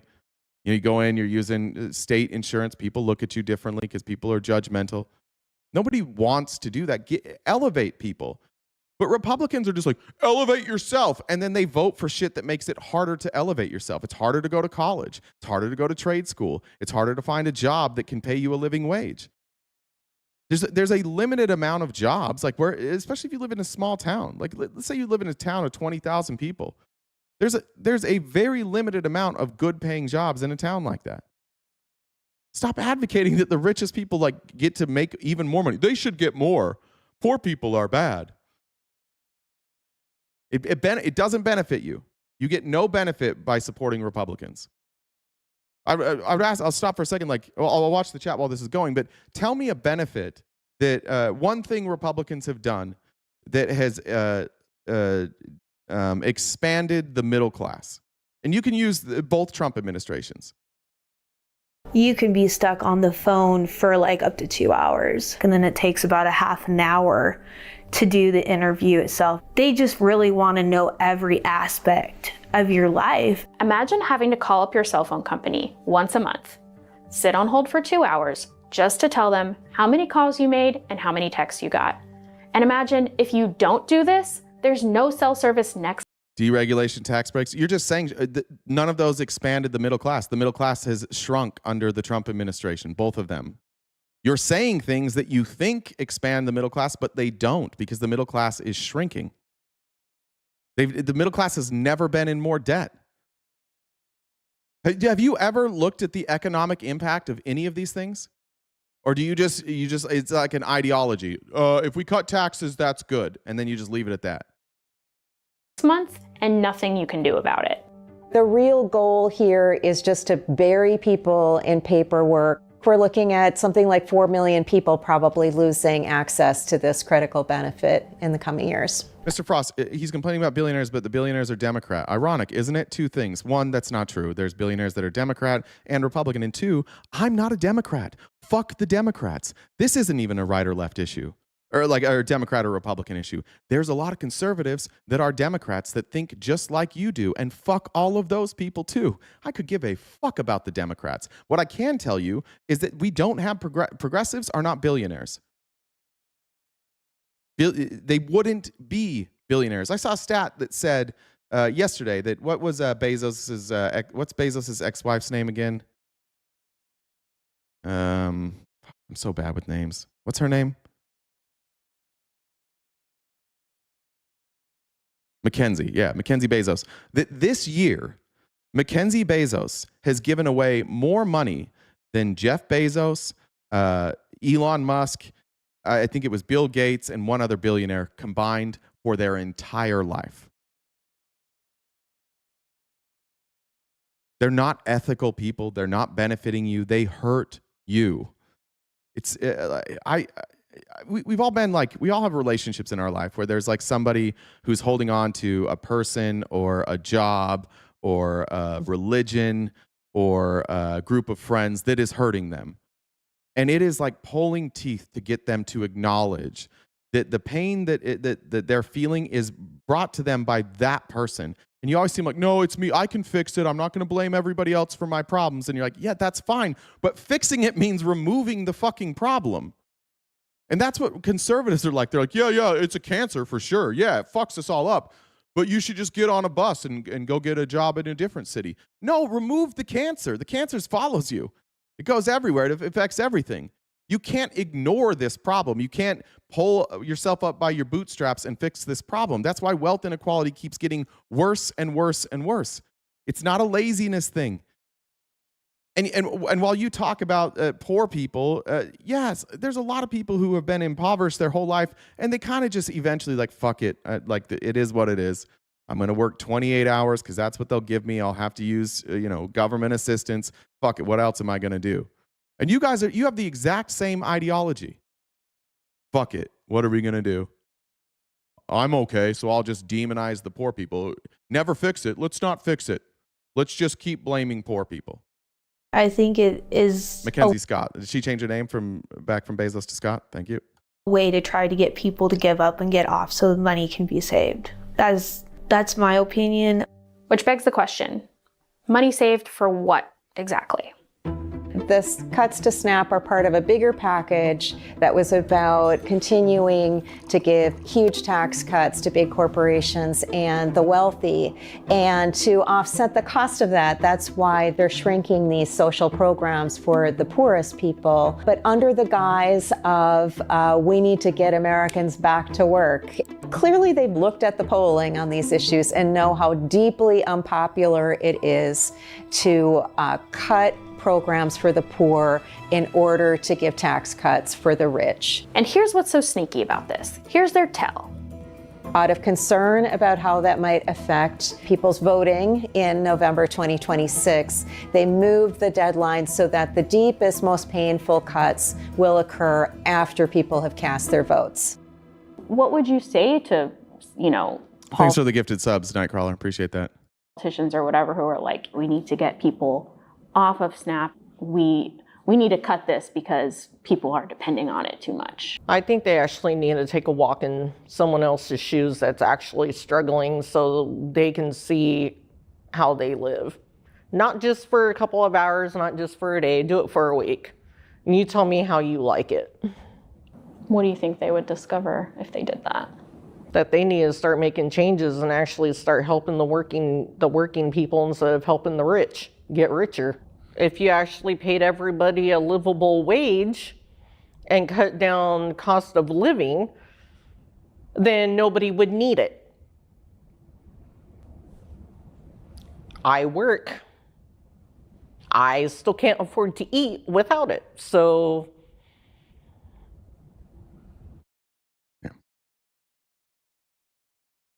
Good. Thanks, bootlickers, for being here. Appreciated watching you guys flail while we watch that. But I do think that this is something, again, that if Democrats have half a brain, they will run on this shit. They will run on very progressive policy. They will run on shit that historically you've been told you can't run on. Tax the rich. It worked in New York. Tax the rich, expand benefits, be balanced, like do your best to balance your budget. Bring down the debt while helping people elevate themselves from their current position. And the only way to do that is by taxing the rich. Otherwise, where are we going to get that money? And you could even do it even if you just left the tax rates exactly where they are right now and closed all the loopholes, we lose just under $1 trillion a year in unpaid taxes. $1 trillion a year. Let's just say that we had we balanced our budget and we fixed all these loopholes and we had the IRS and we brought in $1 trillion a year of extra revenue. That is significant. That used to be more than our deficit each and every year. That used to be more than we added to the debt every year. It's not the case anymore, and the Republicans are accelerating the shit out of it. But if we just collected the taxes that we're supposed to get, it's just like $1 trillion a year. The rich just go somewhere else. Where? Well, if this is a dumb argument, where's Jeff Bezos going to go? He's going to take Amazon with him? Where's Bill Gates going to go? Where's Elon Musk going to go?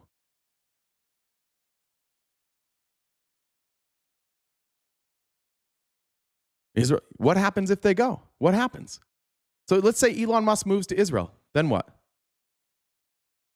Is he taking Tesla with him? I can't take Tesla with him. He could try and rebuild in Israel. If he moves to Israel, but still has Tesla here, he still gets taxed. You can't move away from this. Again, like the cuckoldry of the right. You all are so afraid of change. Every one of your arguments is, oh, well, we're cucks for the billionaires. They own us. Like, did you hear your argument here? Your argument is we can't change anything because they'll leave. Okay, don't be a fucking cuck. They can't go anywhere. They need our economy. They're not billionaires without our economy. Leave. And if you want to keep running your business, we'll tax you. But I think maybe some of you guys don't understand how taxes work. You can't just move to a tax-exempt country and then make all your money in the United States and not get taxed by the United States. You will still be taxed. Come up with real solutions. Stop just being cuckolds to billionaires. They only own you because you allow them to. You can get out of the chair. Hey, sir, I would prefer if I fucked my wife instead of you. Then move him. Bye. Stop being such little cucks. Okay, commie. Yeah, that's communism. For sure, that's communism. Not being owned by oligarchs is communism. Got it. This is a crazy Usual Suspects. I've legitimately said specifically it's not a left versus right issue. That's crazy. I think you might be stupid. How are you saying that? Just because, I'm pointing out that anybody who says that we can't do anything to tax the billionaires is a cuck. That's not left versus right, is it? That's if you don't want to fix this, you're a cuck. That's just a cuck argument. I guess it kind of is right versus left because you guys are all cucks over there on the right. All right, moving on. Jackie says, hey, homie. Thank you, Jackie. Hey, homie, to you also. Good to see you, as always. Just a reminder, guys, we are crowdfunded, so anything you do to help us knock out that gift goal by the end of the live would be greatly appreciated. We also have paid memberships on TikTok, YouTube, and Twitch, and that gives you access to our member-only events. This Monday, we'll be watching 2 more episodes of Hitler and the Nazis, and I'll have a date for you on watching the social media congressional hearing. We'll watch that together, too, as members. And that goes a long way in enabling us to plan out our future. So appreciate you guys. Juliet said, this sounds weird, but Jeffrey Epstein won 2 lotteries. Was Biggs given Publishers Clearinghouse so he could run for office? He's in the E5. Ooh. I have never made that connection. That's interesting. I don't know. I should look into that. Send me a if you follow me on TikTok or Twitter, or if you're in the Discord, send me a message to remind me, because I will definitely forget that. I need to look into that. I also haven't looked into the lottery thing. I've heard a lot of people say he won the lotto, but I've actually never confirmed that myself. So I believe you, but I also will confirm that before I report that. So, all right. I want to talk about a troublesome criminal enterprise called the Trump Organization and the blind eye that so many have decided to turn to this corrupt organization. And I first want to talk about how when you take a corrupt organization and you give them like actual power in the government, you start to see things that you didn't know you would see, things that you would guess that you wouldn't see, like people in their party, even like Rand Paul, advocating that we start silencing speech. We know for years I've been a defender of this part of the law called Section 230. Section 230 gave liability to these companies and said, well, if I call you a schmuck online and you call me right back a schmuck online, we just can't police that, and we're going to not have liability for people calling each other names. Or like in my case, they accused me of being a traitor to my country and receiving benefits from an enemy country, money, basically. Bro, blink. Who is Robbie Starbuck? Good Lord, bud. Blink. Stolen money from Maduro. There it is. And there's no truth to it. And you tend to want to laugh it off, except for that the woman accusing me of this was sitting behind what appeared to be a news desk, appearing to give a news broadcast, and then saying high-ranking officials, were telling her these things. And the problem is it's hard to get your reputation back. And that's why we have laws against defamation. And I really thought that, well, maybe Google is policing things like this. And when something's so outlandish or untrue, they would take it down. So I called Google, talked to some of their top lawyers. They said, well, we don't adjudicate the truth with regard to whether or not you're taking money from Maduro. And I said, well, when I said cloth masks don't work for COVID, you did adjudicate the truth, and you said I was lying and you took it down.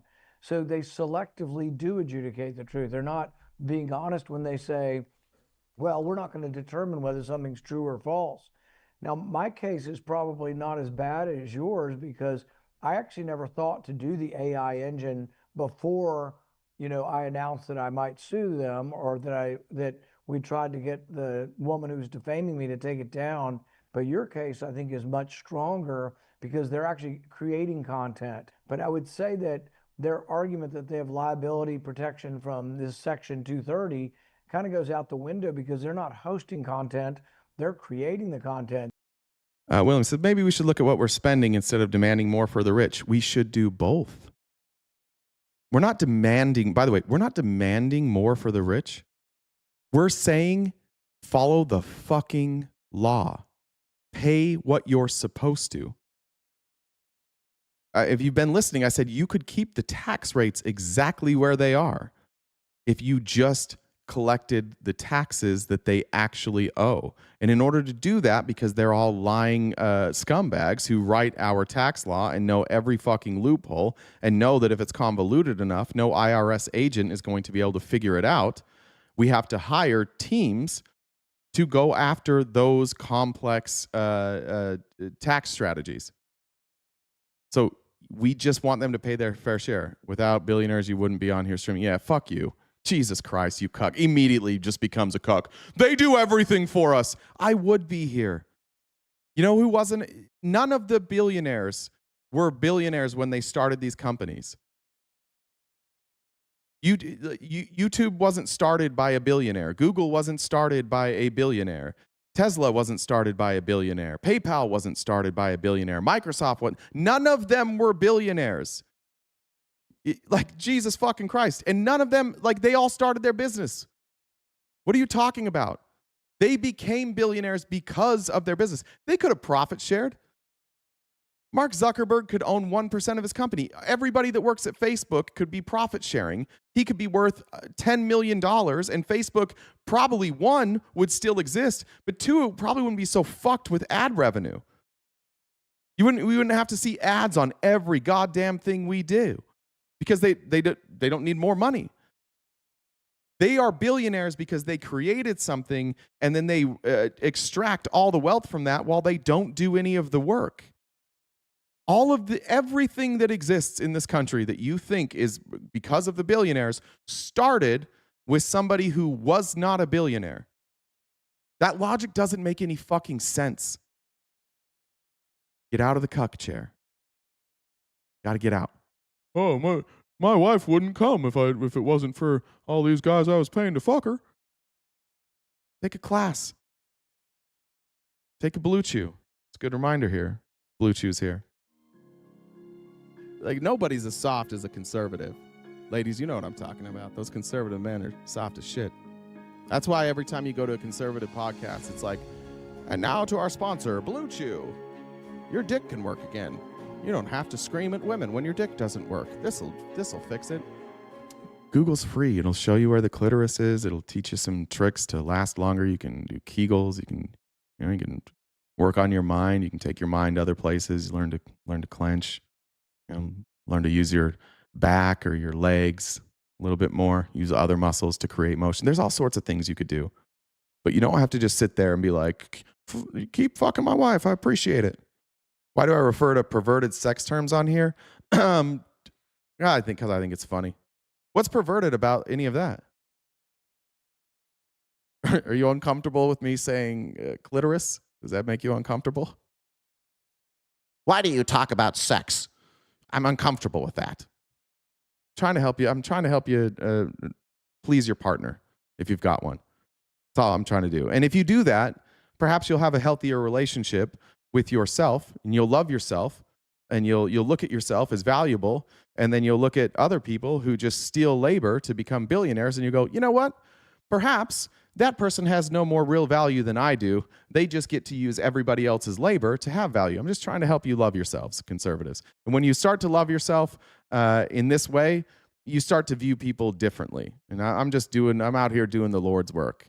And, He picks imperfect messengers. The Lord works in mysterious ways. And, it seems like he put me here to use sex-based rhetoric to get you to figure it the fuck out. That's probably why I do it. You're welcome. In the name of Jesus Christ, amen. All right, moving on here. That's Rand Paul. Worried about free speech. We better attack free speech. But let's talk about the actual crimes by the criminal enterprise that is the Trump org. Here is one of my favorite creators. This is Jess Craven 101. Let's talk about the criminal proceedings that are happening at 1600 Pennsylvania Avenue Northwest. Think you knew about every shady thing this administration is doing? You don't. You know how ICE is buying up all of these detention centers? They're overpaying for them massively, and we don't know who's pocketing those profits. Let me show you the most egregious example. In Social Circle, Georgia, a town of 5,000 people, ICE bought a warehouse from a company called PNK Group, owned by Andrei Sharkov. The company was originally incorporated in Russia, and Sharkov, who's no longer a Russian citizen but still spends time in Moscow, bought this property less... Sorry, good point by Christy here. I should have got to this before, but exit tax is around 30% on assets. So if the billionaires leave, anybody with $1 trillion net worth would owe $300 billion in taxes. It's a good reminder. So if they leave, we're going to tax the fuck out of them. They don't get to leave with all their money. Less than 2 years ago for $29.4 million. ICE paid $128.5 million for it in 2026. That is a $99 million profit in under 2 years, and the sale, it closed in 4 days. Federal property acquisition usually takes months. So here's the question nobody's answering. Where did that extra $99 million go? Who benefited from this deal, and why did it happen so fast? People are starting to ask legitimate... How come your government sucks at negotiating? He's the negotiator in chief, right? That's what you hired a businessman, a negotiator. How come he's overpaying for properties here? My friend actually sent me this morning. He he works at Boeing, and he was talking to one of his other friends at Boeing, and he asked, like, there's one in Arizona. I think they're paying like $180 per square foot, and Boeing is paying $60 to $80 per square foot in the exact same place. So Boeing can do it. But it seems like Trump is just reaching out to, his friends, his wealthy friends, and overpaying for these detention centers. If he's so good at business, why is he overpaying? Questions about corruption, because it turns out the social circle isn't an isolated case. It is a pattern. In Hamburg, Pennsylvania, ICE bought a warehouse for $87.4 million. The seller had purchased it just 16 money laundering. Exactly. months earlier for $57.5 million. That is a 52% markup for a property they barely owned for a year. In Surprise, Arizona, ICE paid $70 million for a warehouse the county valued at $46.6 million. That's Nice. a 50% markup. In Nice. Hagerstown, Maryland, ICE paid $102.4 million for a property that was refinanced 7 months earlier at $76.8 million. 33% markup. Nice. In Socorro, Texas, ICE paid $122.8 million for a warehouse El Paso County appraised at $29 million, a 323% markup. ICE has spent over $690 million acquiring just 7 warehouses. That's our money, by the way, our taxpayer money, and they have overpaid on every single one. And they're just getting started. ICE is planning to spend $38.3 billion, again of our money, turning warehouses and former prisons into detention centers. This is what happens when you give an agency $75 billion with no oversight, and all of it is being run by deeply corrupt people. You have no competitive bidding, no accountability. This is exactly what Dick Cheney did. This is the second time we've had to talk about Dick Cheney, but this is what everybody accused Dick Cheney of after 9/11 when we went to Iraq and Afghanistan, is that he was doing no bid contracts for his friends and a company that he used to sit on the board on, which I believe was Halliburton, if I remember correctly. And he was doing no bid contracts, and we were overpaying. And so our federal government wrote a law that said you can no longer do no bid contracts. And they have to, I think there was like some level of like blindness between you and the people that were doing the contract. Go watch the movie War Dogs with, I always forget that guy's name, but Jonah Hill and the Top Gun guy whose name Miles Teller. Great movie. Go watch that. That's what it's all about. And now we're just doing Dick Cheney shit. We're just giving our friends money over the way over the price that these buildings are valued at. Why? Well, I want to hire a businessman. Politicians don't know what they're doing. Well, this businessman sucks a bag of dicks at making deals. No one checking if the prices even make sense. No one asking who's profiting. Meanwhile, we're being told there's Thanks, no Jenny money Mars. for disaster relief, no money for healthcare, no money for education. But ICE can pay a guy with Russian ties $99 million in profit for a warehouse he owned for only 2 years with no questions asked? 58% of Americans say Trump's immigration crackdown has gone too far. Maybe it's because they're watching their tax dollars disappear into deals that look an awful lot like corruption. Look, this is your tax money. Somebody is getting rich off of it, and it's not you, and it's not me. And frankly, nobody knows where all of those profits are going, but God damn it, we should find out. This is not what our government is supposed to be doing. America, you deserve better. Exactly. There you go, Kraken. But daycare's in Minnesota. Let me read a couple comments that have come through. Holden said, I remember a time when we didn't waste rich corporations in government. Now they are cucks for them. When we didn't want rich corporations in government, now they are cucks for them. Facts. Pinks, thanks for joining the Dollar Train. Ryan wants us all to remember that this is what an actual grifter looks like. That's Nick Shirley there. Thank you, Ryan. Said, fuck the MAGA bottom feeders in the chat.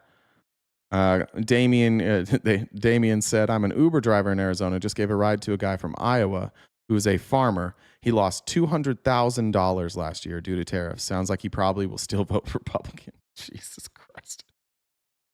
It was probably not their fault. It's somebody else's fault. It was probably Joe Biden's fault. Juliet said this sound. Oh, I got that one. And I got Jen. Alyssa said a lot of people don't realize that even if you move, and Jen will get me the rest of that, I'm assuming. It didn't give me the full sentence there. Over here. Boom. All right. Let's talk more about this corruption, should we? How's the chat doing? You guys doing all right? MAGA in the chat? I've been watching. We good with that? Thumbs up, just only MAGA. Thumbs up in the chat if you're okay with the government overpaying for all these detention facilities. Thumbs down if you're not okay with it. Let's see where we're at. Why do I need donations? Because this is my job and I'm crowdfunded. We don't take sponsors. So that's why. Same reason you need a paycheck, right? Thumbs down. I appreciate that. That's great. The cucks do love it. They're putting thumbs down with their left hand. We know what they're doing with their right hand. Oh, you do love it, Jason Abbey? Good for you, dude. Good for you. All right. I came across this on, well, actually maybe, yeah, on Morning Joe. I fucked up doing the Rand Paul video first. It was supposed to go with this. But I saw this, not a fan of Morning Joe, but I saw this. And what sucks sometimes with like having a two-party system is that the answer is right in front of us and we all agree on the answer, but we'd rather be divided than force people to do the right thing. This is like a 90-10 issue. Like there's a 90-10 issue, and I'll talk about it in a second, that we could all probably agree on, and we'll never get there because of the two-party system and because they won't agree on anything and they don't want it to change. The hypocrisy of these, so-called conservative free speechers, these free speech absolutists who have just turned into, of course, oppressors of free speech, left and right. We see it time and time again, trying to get people arrested in the workplace for tweets. In this case, this is a deep cut as far as right-wing hypocrisy, because you'll remember it was the right that despised the equal time doctrine. And it was Reagan's gutting of the equal time doctrine that elevated who? Rush Limbaugh. And conservative media rose on the gutting of the equal time doctrine. And they've always been against it, but now suddenly, we can't allow a late-night comedian to interview a primary candidate in the state. It's just absolutely absurd. All right. That's one of the like gross things that started with Ronald Reagan. It didn't start with Ronald Reagan, but he kind of kicked it off. And Republicans' like transformation from when Reagan came into office and to who they are now is that they pretend, I don't know why, I don't know how they get you to buy into this stuff, but they tell you that there's things that are about freedom and that are about like constitutionally protected rights that aren't constitutionally protected, and they don't make things more free. One of those things, of course, they've talked about different legislation, but one of the big changes was the Citizens United ruling at the Supreme Court. And everybody that's here normally, you know what that is. But for Republicans, Citizens United was a case that went all the way to the Supreme Court. And it was basically, the argument was, as a corporation, as a business, I should be able to use my money however I want. And I am a citizen, and we're full of citizens, but we should be able to spend our money in elections however we want to. And if you tell us that there's a limit on that, then that is silencing our free speech.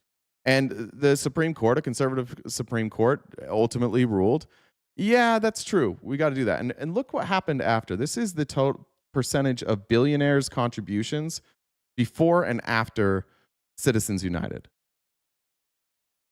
Think of all the times that we look back at our country and we're like, wow, it's corrupt. You can go through the early 2000s with Bush and Cheney. You can even look through like, the Obama years with the Affordable Care Act. Never more than $1 billion. And then as soon as Citizens United happened, the very next election year, 2012, $3.7 billion, 2014, $6 billion, then $10 billion, 10.7, 7.9, 11.8, $16.5 billion. They have a voice that you don't have. We have sold our voices collectively. Everybody in here, we don't really have a voice because we collectively can't make up this money. So who are the politicians going to listen to? You that sent $20 or billionaires that sent $16.5 billion? So again, this is where it's like a 90-10 issue. All of us agree this shouldn't exist. Why can't we end it? How come no presidential candidate is running as like that won the party nomination has run on this? This would have been one of those things for Trump, like as an outsider that you guys are like draining the swamp. He's accelerated the swamp. I saw a video this morning of a Trump voter who gets just blasted with donation emails every day. It's ironic that you guys come in here like, this guy's a grifter. Trump sends people like 5 emails a day that's like, give me money. And now what he's doing, it's a sick grift. He's like, hey, we're cutting our Doge checks. Yours is going out in the mail, but you need to fill this out first. And you fill it out. And then it's like, by the way, you also need a $5, $10, $20, or $50 contribution to the Trump campaign before you can even move on. And so he's literally sending out fundraising emails, lying, saying that they're going to get a Doge check, and then forcing them to pay. And then they never get their Doge check. At least you know what you're getting. I'm saying, hey, donations here. What are you going to get? You're going to get a video of me talking about whatever I want to talk about. And if you like that, support me. And if you don't support me. But that's what we did. We put a person who's obsessed with money in charge of the government, and it's never been more corrupt. Citizens United, yeah, thank you. Citizens United fucked all of us. Every one of you. Every one of you is being fucked by this. Against voter ID, you're an idiot. Brother, the SAVE Act is not a voter ID bill. You need to go read something. They're just telling you that it's about voter ID so that you will remain loyal and stupid, and you're doing a fucking great job. But go read the SAVE Act and then come back to me about if it's about voter ID, because it certainly isn't about voter ID. But I'm tired of having to correct it with you guys every single day. Go read it. All right. Let's talk about the Department of Justice with our favorite former pardon attorney, Liz Oyer lawyer. You can catch her really anywhere, and her Substack is phenomenal. It's one of the few Substacks I'm subscribed to. Lawyer Oyer here.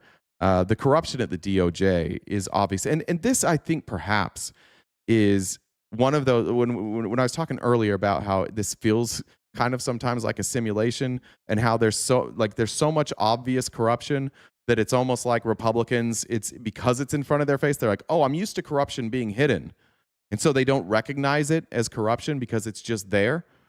That for a lot of us is like the fuckery of MAGA, and we can't figure out how they've cast this spell on you. Because they'll do corrupt things, and you'll watch them do it, and then you're like, no, there's probably a good explanation for that. But there is no explanation for what I'm about to show you here.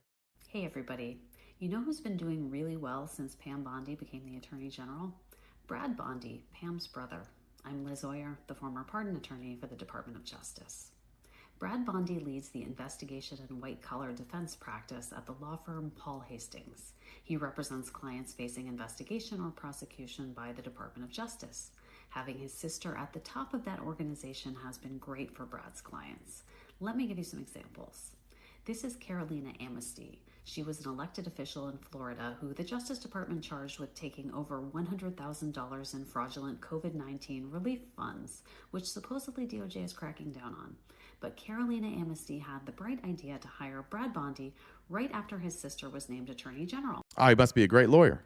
And amazingly, a few months later, DOJ dropped all the charges against Amnesty. Poof, gone. Then there's Sid Chakraverty. He's a real estate developer from St. Louis who DOJ charged with illegally claiming millions of dollars in tax incentives. Last year, Brad Bondi joined his defense team, and then 1 month later, the Justice Department dismissed the whole case against both Chakraverty and his partner, Vic Alston.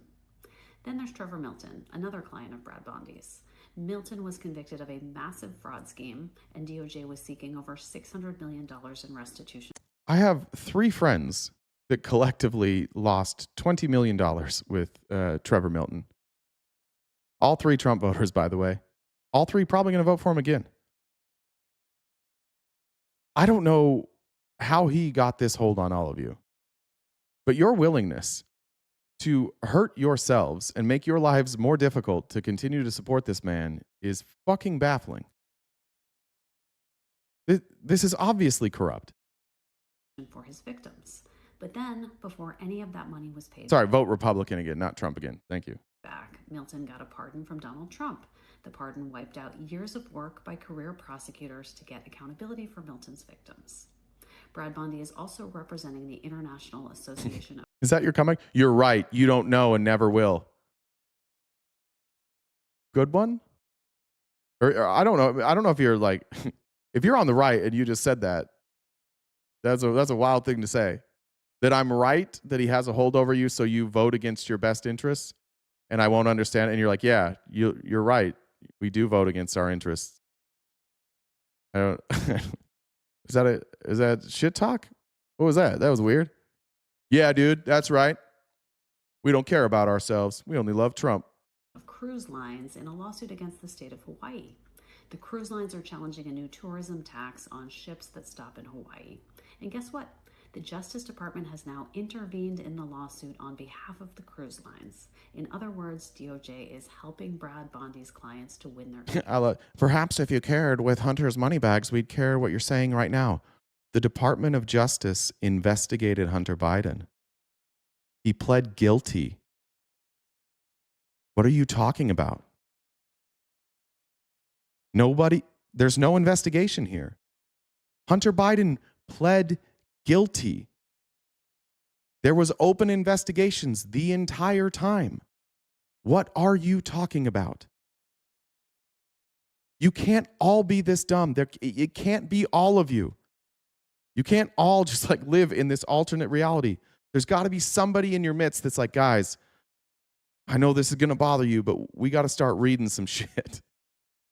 Somebody's got to talk to you guys about reading. Brad Bondi recently posted on LinkedIn bragging about all these wins. He wrote that in addition to all these public wins, there were many confidential victories, including confidential settlements, declinations, and closing letters. That's a quote. In other words, we don't even know the full extent of the deals he has gotten for his clients. This is not normal. I don't know of any lawyer anywhere who has this type of track record dealing with the DOJ, which is the most powerful law enforcement agency in the country. You might be asking, can they really do this?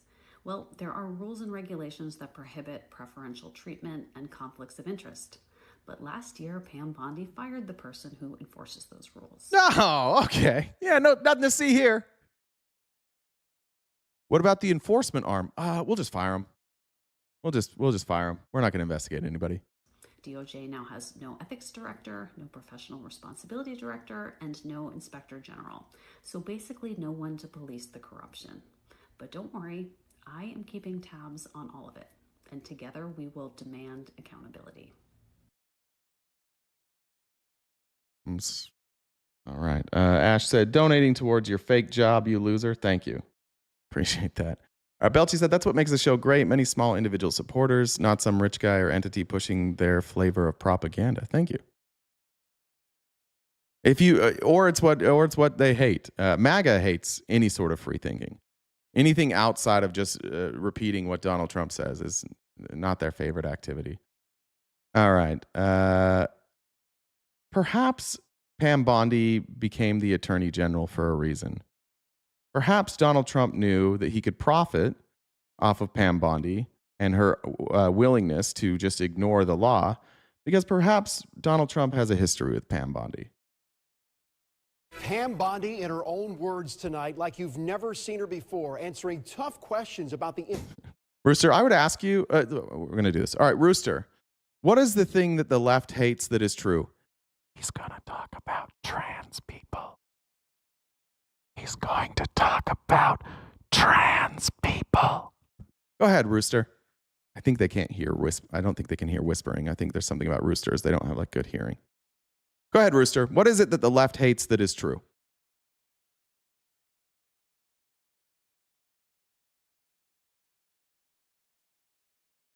Wait.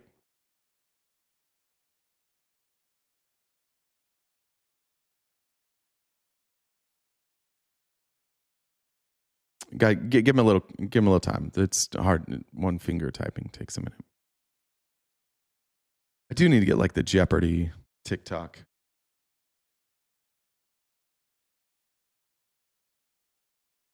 Obama was the best president ever. I don't think that. Thumbs up in the chat if you think Obama was the best president ever. Thumbs down if he wasn't. But also, as we do that, Rooster, this is for you.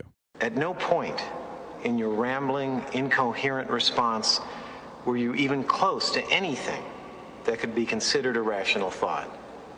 Everyone in this room is now dumber for having listened to it.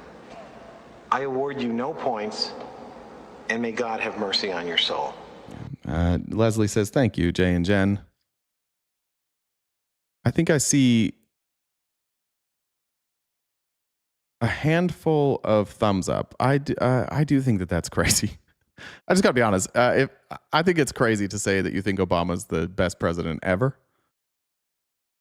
It's just not provable because we all have our own definition of why they're the best president ever. I mean, maybe you have a different criteria than I do for best president ever. I wouldn't say that, but I don't. Yeah, it's not a verifiable truth. I was alarmed that there were as many thumbs up as there were, but that'd be an interesting conversation to have. Maybe one of these days when it slows down, we have Friendly Friday, we can ask that question of why people think Obama's the greatest president ever. I'd be interested to hear that.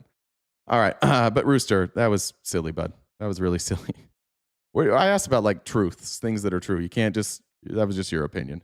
All right, here's, let's talk about Pam Bondi and Donald Trump's history. Seen her before answering tough questions about the implication that her office is open for business. I am a career prosecutor. I am proud of my career. Tonight, Pam Bondi on the defensive. I will never let any money of anyone affect what I do. At issue, whether Donald Trump's $25,000 donation to Bondi's campaign influenced her decision not to investigate fraud allegations against Trump University. There was nothing improper about it. Who do I think was the best president? Probably FDR. So there was no reason to return it. Bondi's impassioned press conference comes months after pay-to-play questions were first raised and after the scandal blew up in the national media. There was never an investigation into Donald Trump by this office. Bondi says her office didn't investigate Trump University because there was only one complaint from one citizen in Florida. I've met him before I was Attorney General. I've met his kids, not all of them. I know Don and Ivanka. I met him before I was Attorney General. I think I actually met him in college, but I didn't know him well then at all. But she also admits she has a comfortable relationship with Donald Trump and his family. I've been friends with, I respect him. I respect his family. I know his daughter. I'm sure I was calling multiple friends and family because I was campaigning, just like every other elected official in this office. And more breaking details. By the way, she was lying about the one complaint. There were 22 complaints in Florida lobbed against Trump University. 22. You just lied about that. It's kind of what she does. She has a history of lying in front of the cameras and taking money on the back end. Details just coming down tonight. About an hour ago, we got this statement from the Florida Democratic Party. It reads in part, quote, Pam Bondi's attempt to provide answers about bribery allegations only served to raise more questions. The Florida Democratic Party chair, Allison Tant, also says, quote, she's gotten caught lying so many times that it's amazing she can say with a straight face that there was nothing improper about Trump's illegal donation. All right. So maybe that's why he chose Pam Bondi. Because he knew that she would not stand in the way of anything he and his friends wanted to do. I want to talk about some more corruption here. One, I want to remind you that Dominion was purchased by Trump loyalists, and now this administration is trying to tell states which machines they can use, and also saying we're going to have these closed-door meetings, we're going to have calls, and we're going to walk you through how you're going to do the elections. We're also going to put ICE agents on the ground at every polling place. And now you can see, nonsensically, because Donald Trump is still so mad at Fulton County because he lost, and he obviously lost, and there's no fraud, we see that now they have taken Trump loyalists, shoved them into the government in Georgia, and now they're talking about actively seizing the elections in Fulton County. It's a 5-member state election board, and of the 3-member majority is very MAGA, very pro-Trump, and 2 of those 3 have told me that this idea is very much on their radar. The state takeover of Fulton County, which is the most populous and one of the deepest blue counties in Georgia, is very much on the radar that it could happen. They're not saying it's going to happen, but they're also not explicitly ruling it out. And this is exactly the fear that Democrats and voting rights advocates in Georgia had, even as the FBI raid of Fulton County's election hub was going on, was that that would be used as a pretext to take over Fulton County's election. And frankly, way back in 2021 when this underlying voting law passed in response to Donald Trump's narrow defeat, I should say, in Georgia. That law, that sort of allowance in the law for the state election board to take over a local election process was the number one fear for critics of that law. If what you're doing is so popular and you can't prove election fraud, why are you manipulating the elections so much? We're election deniers. Wait, what? We're not election deniers. We're saying that Donald Trump is an election denier, and now he's trying to seize control of the elections. But by the way, we have had bad elections in this country. We've had corrupt elections before. Bush v. Gore was extremely corrupt. I think history now, like with what we know, like Gore won. I was a Bush person at the time. I was happy with Bush, but Gore won. There have been elections where there's been shit that happened. In 2016, there's no question that Russia interfered in our election. What they didn't have evidence is that Russia came in and switched votes, but they interfered. They certainly spread lots of propaganda. They certainly targeted Trump voters. But in 2020, like, there wasn't anything there. We've litigated it. It's one of those things, like, imagine that somebody came to you and they were like, you stole bread from Walmart, and you're like, I didn't steal bread from Walmart. And you had like this big, they're like, yeah, you did, you stole. And there's this big long investigation. They're like, we're gonna prove you stole bread from Walmart. And they're like, look, there's bread in your house now. And you're like, yeah, I bought this bread at Costco. They're like, prove it. And then you give them the receipt, and they're like, oh fuck, it's the Costco. And you're like, well, you still stole from Walmart. Well, what did I steal from Walmart? Oh, you stole that TV from Walmart. No, I didn't steal the TV from Walmart. Here's the receipt. I got it from Amazon. Right? And they just keep accusing you of stealing from Walmart over and over and over again. And every time they make a specific accusation, there's no evidence of that. And then like your next door neighbor goes and steals from Walmart. And then they show up and they're like, oh, what? And you're like, yeah, he did steal. I watched him steal the TV. And then they're like, oh, what? So you're just like, it's fine for you to do it, but now suddenly you believe that people can steal from Walmart? Of course I believe that elections can be fucked with. Of course I believe that. Everybody believes that elections can be fucked with. But this is how, like, bird-brained you all have become. That if Trump does something and then somebody else is accused of it and that person is innocent but Trump was guilty, you're like, oh, you only believe it when it's Trump. No, it's the evidence. But he's the only one that keeps having the evidence against him. It is the most, like, elementary brain possible to say, well, if Trump's in trouble, then everybody else is. Of course I believe there's some fuckery, but what was the fuckery in Fulton County? Tell me what happened in Fulton County that changed the outcome of the election. Well, I saw some things that I couldn't explain. Yeah, it's because you're dumb. Pumpkin Jules, thank you for paying the Antifa dues. I think I answered that from Empathy. And then there was Jen over here.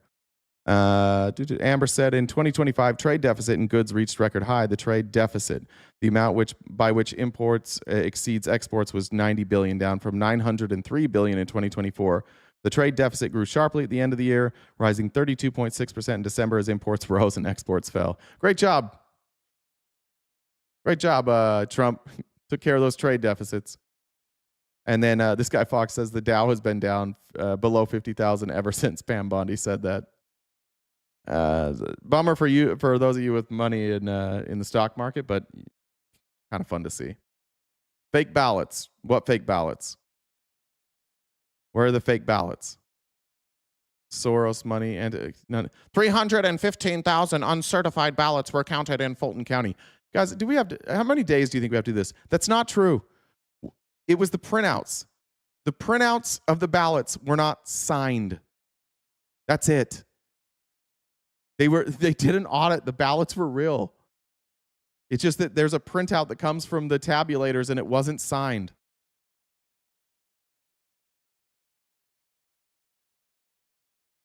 They had poll watchers with masks.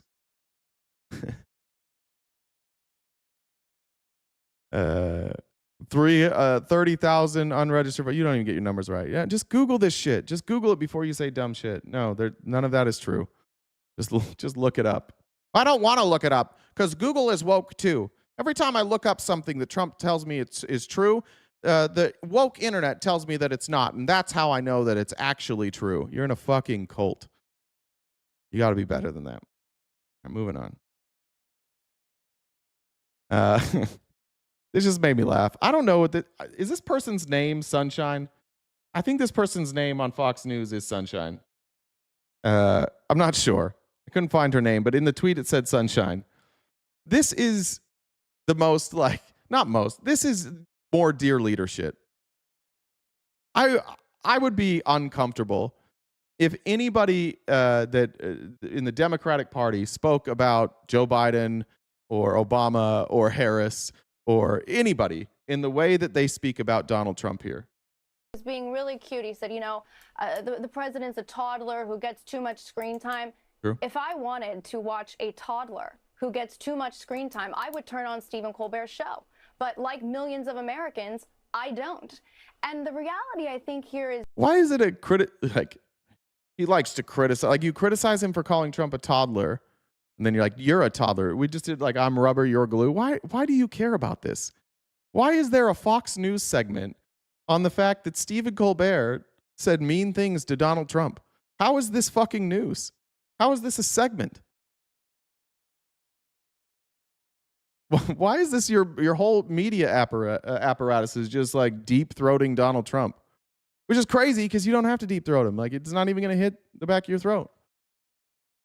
That Stephen Colbert, he's afraid to have the president on his show, and he should be. He has a very unhealthy obsession with President Trump. He mentions him in almost every monologue multiple times a week. And you're doing a segment on somebody talking about Donald Trump and then talking about an unhealthy obsession. You are doing analysis on somebody else's opinion of Donald Trump and saying that the reason they hold that opinion is because they are afraid. And this is, again, a organization that calls themselves news. It's in their name, Fox News. What in the Christopher Cross are we doing here? What is this? Why are you guys like this? This isn't news.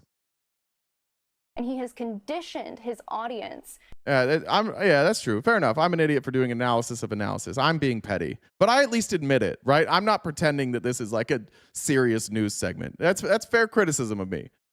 But Jesus Christ, can you guys stop this on the news? Can we stop throating Donald Trump at every turn? To believe that President Trump is this bad, scary, authoritarian figure. And he knows that if he has President Trump on his show, his audience is going to see the same affable, likable, funny guy that... Do you think we don't see him? That bitch is on every news station every fucking day. You can't pull up social media without seeing him. That's why his audience has just never been exposed to Donald Trump. He knows that if he brings him, Trump will win them over. We've seen him. We've all seen him. He's not being hidden. There's not a media blackout on Donald Trump. Millions of Americans, even Zoran Mamdani, saw in the Oval Office that day who President Trump really is. Zoran Mamdani stood in the Oval Office with Trump grinning like he had like he was in front of his crush, and Zoran stood next to him and called him a fascist. That's revisionist history. Donald Trump was enamored with Zoran. Zoran was insulting him to his face. And Trump's like, I sure love this guy. I really like him. I didn't know I was going to like him, but I sure like him. And he's like, thanks for liking me, you fucking fascist. This is revisionist history. I personally hope the president makes this interesting. I would love for the president to offer for himself to go on Stephen's show, offer himself as a guest. He hasn't been back on since 2015. And I guess based on Colbert's response, we'll find out who's silencing who, Sean. Cool. That's so cool.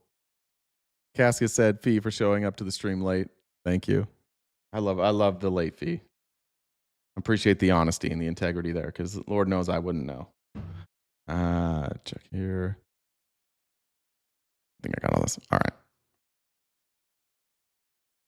right. Last thing here before we get to the Epstein stuff, and we'll go. We got a full hour to do Epstein. That's great. We cooked right through this. I just want to show you once again. Jonathan Greenblatt is a piece of shit, and I'm tired of. I'm tired of the ADL. I'm tired of like us pretending that the ADL doesn't work for Israel and that they don't violate our sovereignty all the time. At this point, the ADL is just a spy organization working for Israel in the United States, and they're protected by everybody who gets money from AIPAC. I don't know why the ADL is allowed to exist in this way, but listen to what they're saying they're doing now to American citizens. So number one, we measure and track. Number two, we monitor and disrupt. We have a whole apparatus. I have 40 analysts working full-time, 7 days a week, 24 hours a day, monitoring extremists. We monitor them online, social media, messaging apps, video games, cryptocurrency, podcasts, short-form video. Excuse me, messaging apps? Did we catch that? How do they have this ability? Is that legal?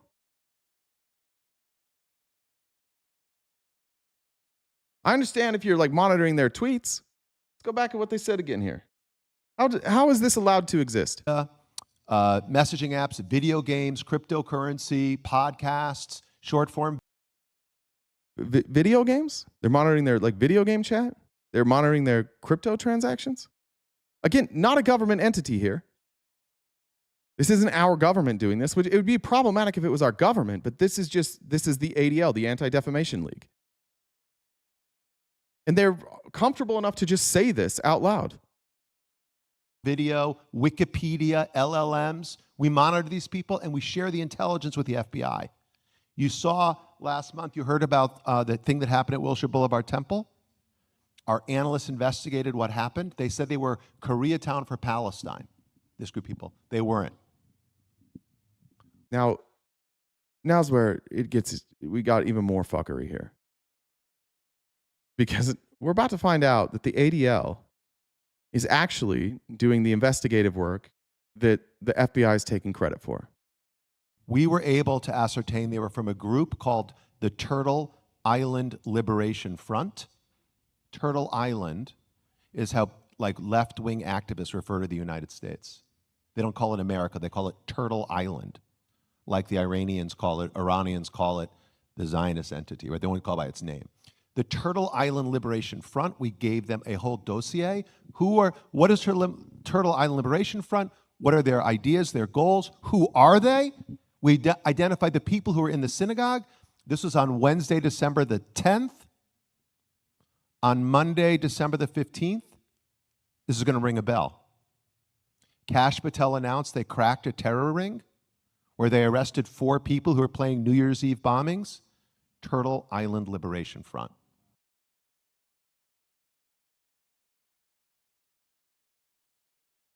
Did we privatize the FBI? What do you mean LMAO, Big Brother, been around longer than you've been alive? This isn't Big Brother. This isn't the government. This is a private organization bragging about this. And they're apparently they have the tools to do it, which shouldn't be legal, and they're doing the FBI's job for them.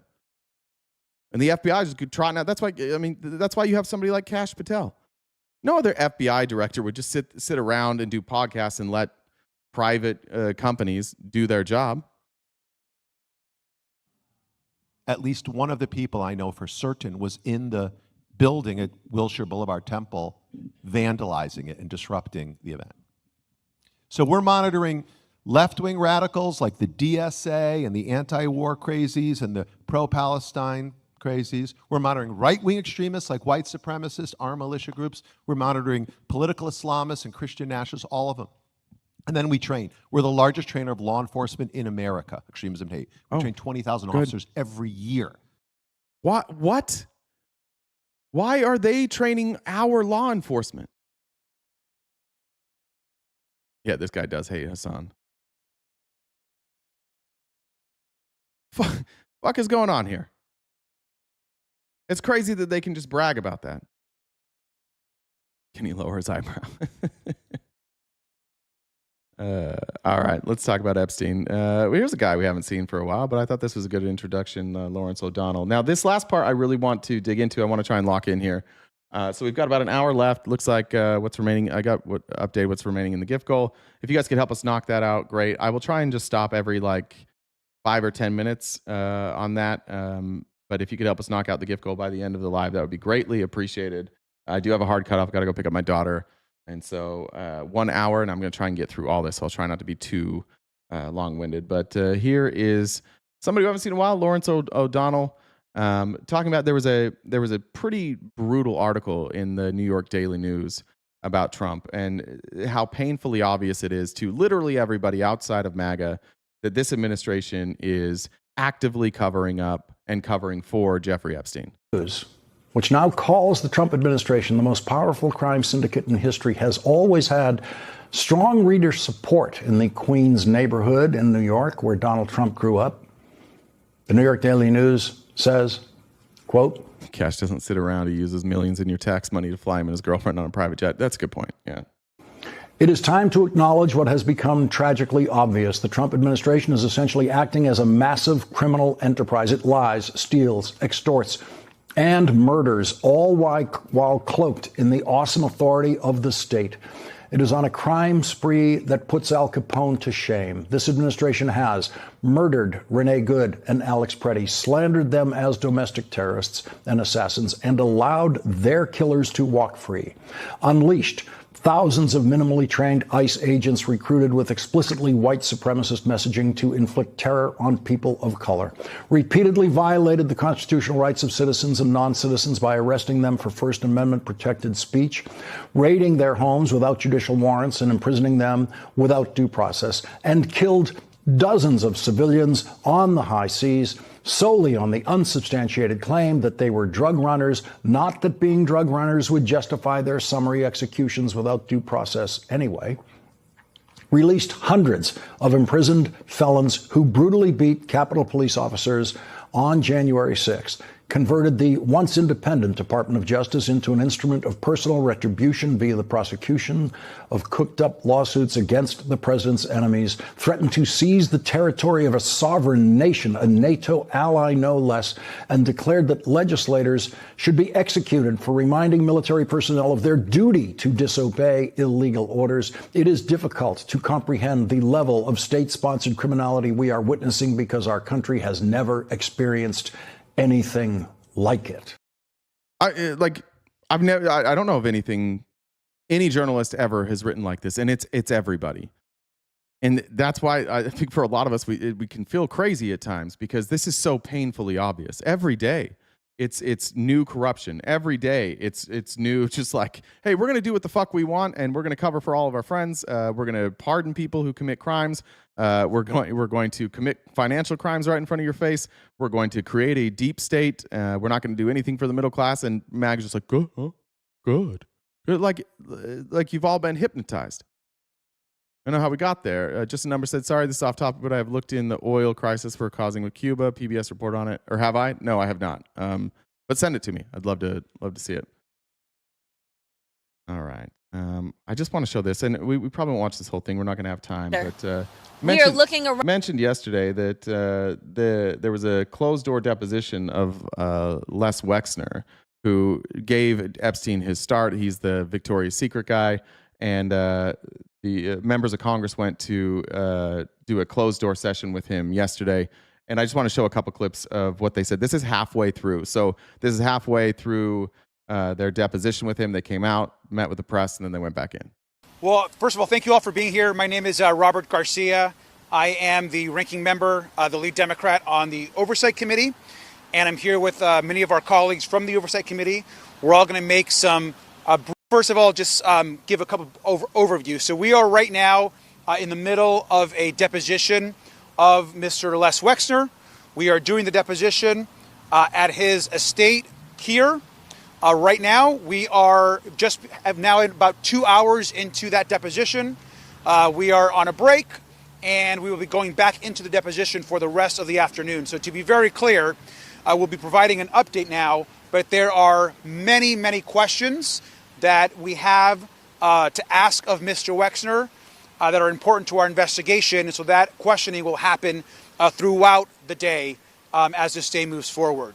We're here because we want to talk to anyone that has information about Jeffrey Epstein and Ghislaine Maxwell's crime, abuse, and trafficking of women and girls.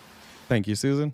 There is no single person that was more involved in providing Jeffrey Epstein with the financial support to commit his crimes than Les Wexner. Thanks, Norma. That is already, as we all know, in the public record. We've also directly heard from survivors about Mr. Wexner, about his involvement, and their concerns as to the enormous amount of money that was essentially transferred over and paid to by Mr. Epstein. To be very clear, we know of approximately over $1 billion, it looks like. It's about $1 billion that was either transferred, provided in stocks, or given directly to Mr. Epstein by Wexner. Now, it's important to note that Mr. Wexner appears to be unaware of much of the money, as he claims, that was given over to Mr. Epstein. In fact, it's interesting that Mr. Wexner has already begun to clarify in his mind that somehow he and Mr. Epstein weren't even friends. We should be very clear that the two were very close, per reporting. They spent a lot of time together. Mr. Wexner admitted that he traveled to both Epstein's island as well as his other properties. Notice that Les Wexner has far more connections to Epstein than virtually anybody, and not hauling him in before Congress. Somebody said that, like rich people get to have the depositions in their house. We'll haul in the Clintons. That's super important, but not Les Wexner. One other thing I want to point out. No Republicans showed up to do this. Republicans stayed home. MAGA, do you want to explain that to me? They were invited. They all stayed home. They don't have any questions? No questions for Les Wexner? Yeah, probably Gemini. They were probably threatened. You are a liar. No, I'm not. They're not here. Do you see any Republicans here? How come you got, if you're not covering up the Epstein files, can you explain it?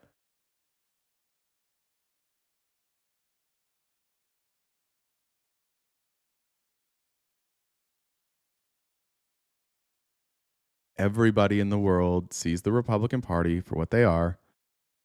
A front for Donald Trump to cover up his crimes, and you dumb bitches are just along for the ride. You're like, yeah, I'll do it too.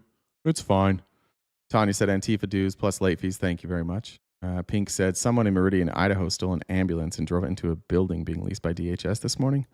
Holy fuck. Damn. Mr. Wexner also admitted that Jeffrey Epstein had access to a lot of Mr. Wexner's wealth. And when asked even simple questions, even as it relates to Mr. Epstein being the co-president of the foundation that established the area that we're in today, Mr. Wexner had little to say. In fact, it's clear that Mr. Wexner is trying to downplay how close Jeffrey Epstein and Mr. Wexner actually were. And we should be very clear that there would be no Epstein Island, there'd be no Epstein plane, there'd be no money to traffic women and girls. Mr. Epstein would not be the wealthy man he was without the support of Les Wexner. I think it's very important for us to note at this moment. There's a significant amount of questioning that has gone on, but I want to say one other thing and then I'm going to turn it over. We are committed to ending this cover-up. Right now, as we speak, over 50% of the Epstein files have not been released to the public. But Republicans, again, I know that you guys are just going to go radio silent now because this is obvious. There's no real argument for this, but they told you they've released everything. And it's a flat out lie. In fact, they've told you they've released everything like 3 or 4 times, and then they release more stuff. What is going on with you guys? Why are you so comfortable with this? This is so bizarre. Into the Congress. Donald Trump and Pam Bondi are leading a White House cover-up to protect billionaire, wealthy benefactors, whether it's Mr. Wexner or whether it's anybody else. And that has to end now, which is why we're here and why we're willing to go anywhere and just speak to anyone with information about Jeffrey Epstein's horrific crimes. And so we have a lot of questions for Mr. Wexner. And they have to go because Republicans won't bring anybody in because Republicans are covering this up. Why? And we look forward to sharing those with all of you as well today. So with that, let me turn this over to Congressman Steve Lynch. Thank you, Robert. Thank you for your leadership. It's important to remember that all the evidence, the documentary evidence that we've received so far. Real quick, Amy Lynn said, if transparency is the goal of this administration, why do they only want to interview the Clintons behind closed doors? Clinton's happy to testify in public. Yeah, because it's not. Everybody knows that's the answer. Much of it points to this witness and Les Wexner's involvement. As Robert has laid out, the financial wherewithal for Buff NY, they all covering it. Don't be stupid. No, they're not. Nope, it's just the Republicans that are covering it up. Shut the fuck up, you dumb bitch. God damn, dude, wake the fuck up. Snap the fuck out of this. You cannot be this goddamn dumb. You can't. No human is this fucking stupid. None. This is just having no self-respect. I look in the mirror and I see trash, so I'm going to be trash. One party covering it up. One. Before the Epstein Files Transparency Act, you could make that argument that everybody was covering it up because everybody was covering it up. But now, only one group of people are covering it up, and it is MAGA Republicans at the request of Donald Trump and Donald Trump's DOJ, led by Pam Bondi and Kash Patel.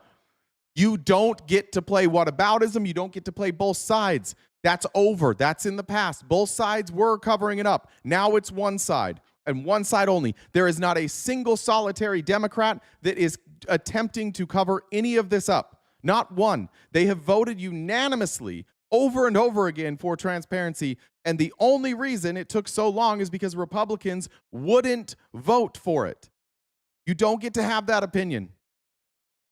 For Epstein to operate in New York City, to operate in Florida, the Virgin Islands, the ability to travel, and in some cases his own credibility. There was a period there where Epstein was saying that he was closely involved with Wexner's operation, several of his Victoria's Secret, that he was involved in that process as well. So in a very real way, Les Wexner gave Epstein credibility and gave him the ability to commit some of the crimes that he did. One of the witnesses, one of the victims, the survivors, has already indicated that she was assaulted at this facility, at the mansion here, Wexner's home here, that she was refused permission to leave that house until security had cleared that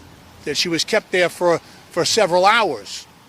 So in an investigation, you usually follow the documents and you follow the money. And much of that evidence and all of that money leads us to this location. There's a much longer. There's more interviews there you can get, but it's mostly the same. But once again, Republicans didn't show up, and it's not just me that's upset about this. If you would have told me last week that I'd be playing clips from InfoWars today, I would have told you you're crazy. But here we are. This is from InfoWars, the fact that Alex Jones's organization. There are no Republicans here today. I wish there were Republicans because sex trafficking should not be a D versus R issue. It should be a bipartisan issue. Everybody should be invested in finding the truth right now. And the fact that we've had so little cooperation from the Republicans on the House Oversight Committee, that the DOJ has actively tried to obstruct this investigation, that is shameful, and it will go down as a permanent mark on the records of people like Pam Bondi and Donald Trump. It is ridiculous. It is ridiculous. And there's a lot of good people on the House Oversight Committee. Comer's on there. Anna Paulina Luna's on there. Maybe there's not. Maybe there's not a lot of good people on the Oversight Committee. Maybe they were never that good. You just shared their opinion. None of them showed up to question Les Wexner. So now the Democrats get to parade around like they're the only ones that care about the Epstein files, even though they're the ones that are all over it. And they spent 10 years trying to downplay the entire concept. Thank you, Julie. Appreciate it. Of elite pedophilia and called you a crazy QAnon conspiracy theorist if you talked about it. Yeah, because you did a QAnon conspiracy, and none of that has proven to be true. The QAnon conspiracy theory was not true. The idea that there were powerful people who were trafficking underage girls and children is true. But the QAnon stuff, that hasn't actually turned out to be true. That's probably why people called you crazy. And now they're up there going, this falls on the laps of the Republicans for refusing to go to investigate this. And it does. Like, what are they doing? Why weren't they there? Again, just crazy. And I mean, if you're watching the Alex Jones show today and hearing the general talk about this, it's like, yeah, like what are they doing? This is,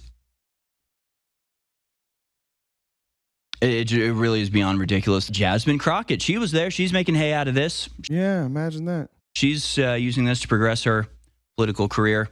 Couldn't be bothered to show up. No Republicans could be bothered to show up to the Les Wexner questioning event. Now that I say it, I mean, I'm just like, it just hit me so hard right there. Obviously, they were instructed not to go. Sorry, it's so obvious. It just struck me. Of course, they didn't go. They were instructed not to by Trump. I guarantee you that's what it was.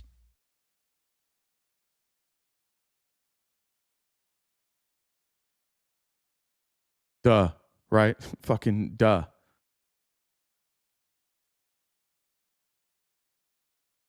The only chance our country has to actually, one, move forward, and two, end this type of corruption is a significant amount of you need to wake the fuck up and stop covering for pedophiles. This is an easy one. This is a layup. This is the easiest thing for anybody to understand. Every other country sees it for exactly what it is. And your blind loyalty and allegiance to Trump is devastating. I don't have any evidence of that, but I thought about it for 10 seconds and I just realized, obviously no Republicans went because the Republican leadership told them not to go.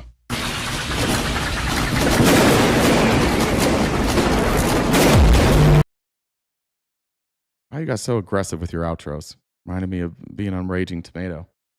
Let's look how things are going in the UK. This is Good Morning Britain. How are they covering this? There's a very fast-moving development now to this story. What exactly are Essex Police going to be assessing? That was his brain exploding. It wouldn't have made that much noise. Let's be serious. Lisa said, ending the gift goal stress early. Now take down this pedo ring. Thank you, Lisa. Well, Richard, Essex Police say they are looking into the information about the use of private jets by Jeffrey Epstein right here at Stansted. And this area behind me is where the private jets come into land, because information on those recently released Jeffrey Epstein files appears to suggest that some women were brought in and out of the UK on his private jet on those... Hold on. I appreciate it. Cyclops. No blind allegiance. If they had anything, someone would be arrested already. By who? By Pam Bondi? By Kash Patel? People are being arrested, just not in our country. They're investigating everywhere else. They're doing raids. It is blind loyalty. Wake the fuck up. Do you really think Pam Bondi is going to arrest people from the Epstein files? Did you not watch the hearing when every single time she was asked a question specifically about accusations that she has not investigated, she attacked them and said the Dow's at 50,000. She is not investigating anything. Did you not see the victims behind her who have said, like, we want to give you information, please meet with us? And she's like, no. Dude, like, this is crazy. It is blind loyalty. It is 100% blind loyalty. You think this administration is going to do the right thing. That's fucking crazy. Look at what they do. They are pardoning criminals. Every single day, this administration pardons criminals who gave Donald Trump money. They are not investigating cryptocurrency crimes anymore. The president is running a he ran 2 pump and dumps before he came into office. They are not going to investigate this. But everybody else is. It's not even about arresting somebody. Fucking investigate something. They are not doing anything. And we are the only government that's not doing this. And it's like, I can blame them, but I also blame you. If you turn on him on this, if enough of you turn, we'll get investigations, because the people that live in your state, your senators and your members of Congress, will feel that pressure from you. How is it that we can't get alignment on this? That, like, we should protect the victims of sexual assault and child rape. We can't go after the pedophiles until you guys get on board. Flights here, and we can show you some of the flight logs from the Epstein files. This one particularly shows Jeffrey Epstein travelled from here at Stansted. We're about 40 miles from central London here. I live in a blue. What blue state are you turning red, JD Daddy? I'll look for it. To JFK Airport in New York City. And then in this email, a redacted person says to Jeffrey Epstein, if you arrive in private jet into Stansted from Paris with, and the name is redacted, if she possesses a US visa, she is allowed to enter the UK. And they can then go on to say that she can transfer from one private jet to another. Now, this all comes after, as you mentioned, a former UK Prime Minister, Gordon Brown, has suggested that Epstein's jet made around 90 flights to or from UK airports. Now, we can't independently verify those claims, but he also alleges that a number of British women were on board those planes. Now, he says in an article for the New Statesman that Stansted was where women were transferred from one Epstein plane to another.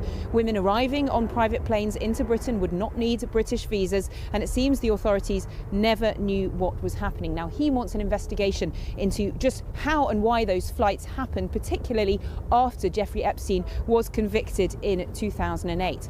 Now, it's important to say that Stansted Airport has responded to all of this. It says that all private aircraft here use independent operators and entirely independent terminals. Wouldn't it be cool if we had anything like this going on?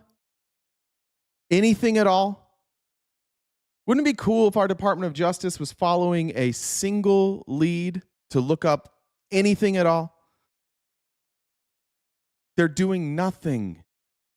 Not operated by London Stansted itself, so private jet passengers don't come into the main terminal building. The airport doesn't have any management or visibility of passenger arrangements on those privately operated planes. But this announcement does mean that 4 UK police forces are now looking into various things that have come out of those Epstein files. It does seem that anyone, and indeed anywhere associated with Jeffrey Epstein, is now coming in for intense scrutiny. Would be great, but our country is covering it up. No, our country is not covering it up. Let's be very specific. Donald Trump and Pam Bondi are covering it up. It's not our country. It is Donald Trump and it is Pam Bondi. That's who's covering this up. Stop. Well, I'm not doing this. You don't get to play this game. You don't get to be like, it's everybody actually, just so that you can keep supporting Donald Trump. No, it's Donald Trump and Pam Bondi. All right, moving on. So there's Great Britain. Of course, 66th birthday. Happy 66th birthday here to Prince Andrew. Once again, the UK doing something that we refuse to do. Andrew Mountbatten Windsor has this morning been arrested on the Sandringham estate where he was living after having been removed, of course, from the home he was living in Windsor. The Thames Valley Police, the police here in the UK, put out a statement. They haven't named him specifically, but they are saying a man in his 60s has been arrested. As part of the investigation, they say we have today arrested a man in his 60s from Norfolk on suspicion of misconduct in public office and are carrying out searches at addresses in Berkshire and Norfolk. They say the man... He's a fucking prince. He's a prince, or I guess he was a prince. They are going after royalty over there, and we won't talk to victims over here. Man remains in police custody at this time. They are not, like I say, naming Andrew, but we know that it is him. This pertains to emails, we believe, that were published recently in the most recent Epstein files published by the Department of Justice, which seem to suggest... He's a prince now. He's going to be somebody's princess. They allege that Andrew was forwarding emails to Jeffrey Epstein whilst he was trade envoy here in the UK. Now, as a public official, that is misconduct. That is what the police are alleging. That's the charges that they presumably are bringing to him if they do indeed charge him. As trade envoy, he spent... But they're not going after him for child molestation. True, but like that is the thing, was the Epstein files is full of other crimes too. It's not just going to be, it's not that you're just protecting pedophiles. You're protecting everybody that is committing crimes that are in the Epstein files. More than 10 years traveling around the world on behalf of the British government to kind of foment relationships with other countries to better Britain's kind of economic outlook, if you like. That was seen as a member of the royal family could do this. His status would provide Britain with that kind of heft on the world stage. But the emails from the Department of Justice suggest that when he was in these conversations in places like Singapore, Hong Kong, I've got a list here in front of me, other countries that he went to, he would then have these kind of confidential documents in these emails, and then it looks like he was forwarding them on to Jeffrey Epstein, another one here from Vietnam, another from China. So if you look at the date on some of these emails as well, that is what is interesting. One of them here in front of me from 2010. Of course, that's well after Jeffrey Epstein had already faced charges for soliciting sex from a minor. So that goes to the heart of this entire issue around Andrew and Epstein. The relationship that he had with that convicted sex offender went far beyond the time which he said that he had broken all contact with him. The former Prince Andrew. One investigation, Pam Bondi. Just do one thing to show that you're not covering this up, please. I would love to believe that that they're doing something. This is from Prince Charles about again confirming that it was Prince Andrew. I've learned with deepest concern the news about Andrew Mountbatten Windsor and suspicion of misconduct in public office. What now follows is the full, fair, and proper process by which this issue is investigated in the appropriate manner and by the appropriate authorities. In this, as I've said before, they have our full and wholehearted support and cooperation. Let me state clearly, the law must take its course as this process continues.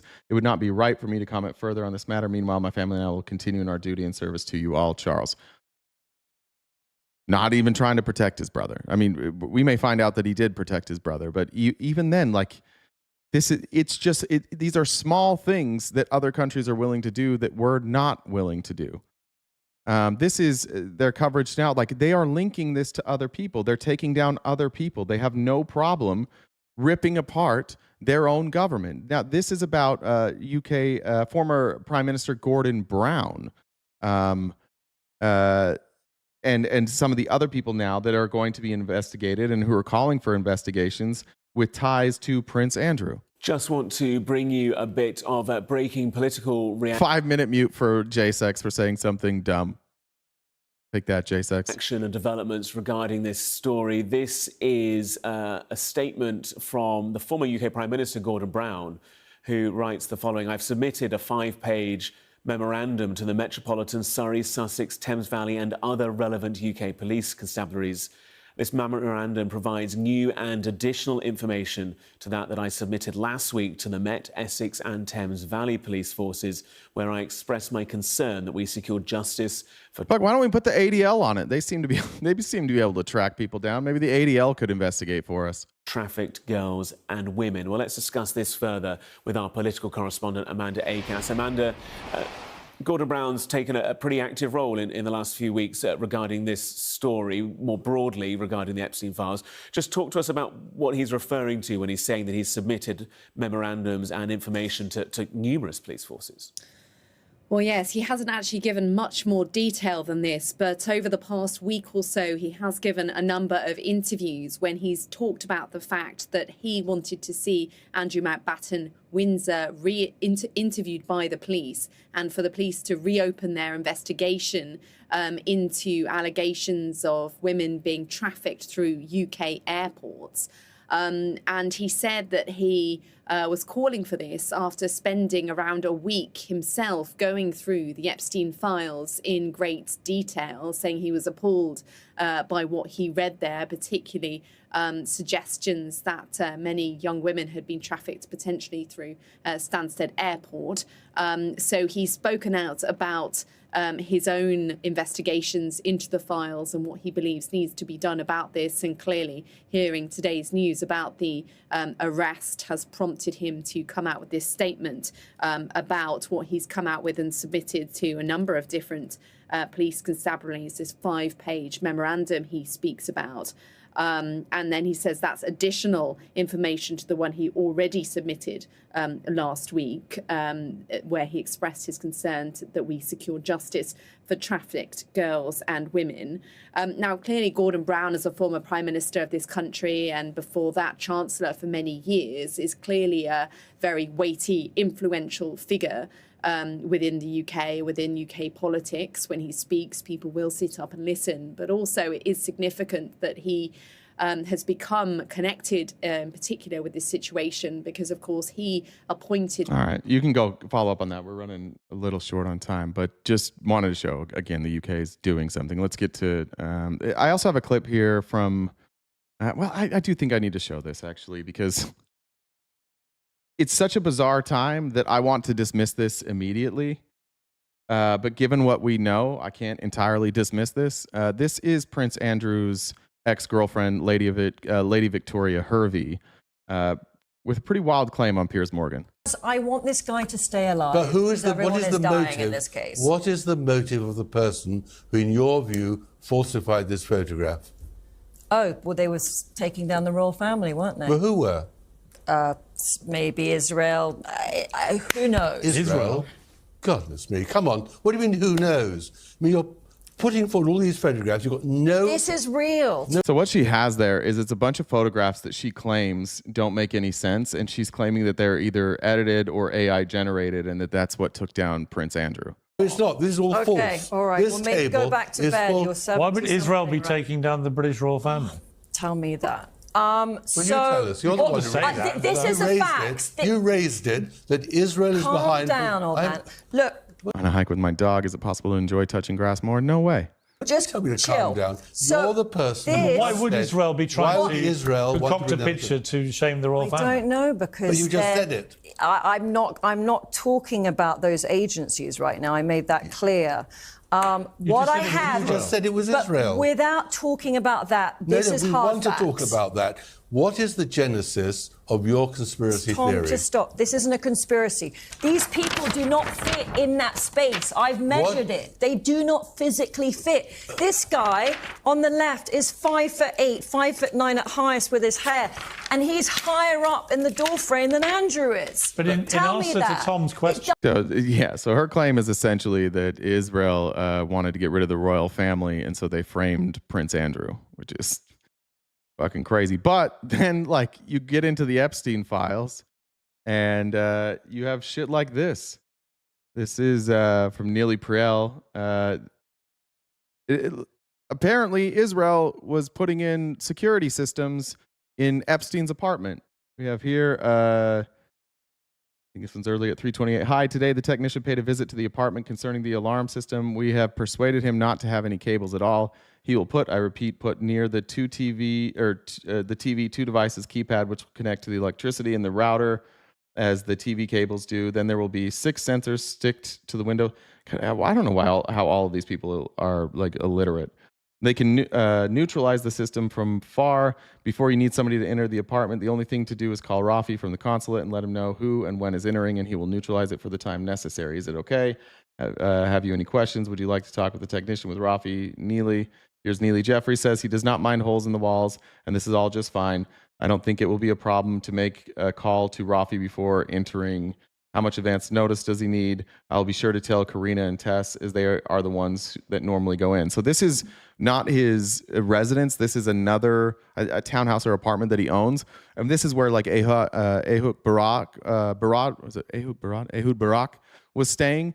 And so you can see here, like he just lets Israel come in and put in security systems.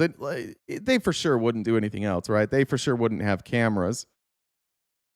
They for sure wouldn't get compromising photos or videos of anybody that they could use for blackmail in this apartment that Jeffrey Epstein basically doesn't use and just like has foreign dignitaries and his friends stay in. We know that he's like giving them access to women and underage girls. Certainly, they're not recording anything in there, right?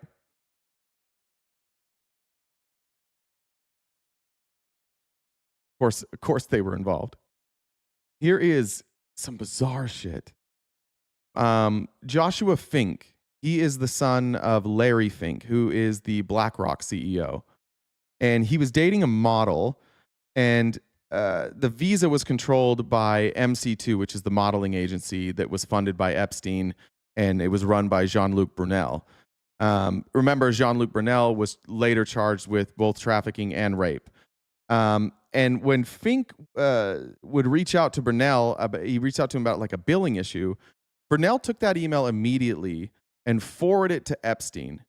And then Epstein said to Jean-Luc Brunel, talk to me first, please. The woman here is also forwarding her private conversations with Josh Fink directly to Epstein. So it's this weird thread, and I'll show it to you, but like, for whatever reason, everybody is under Epstein's power, and none of them can move until he says so. And this is the CEO of BlackRock.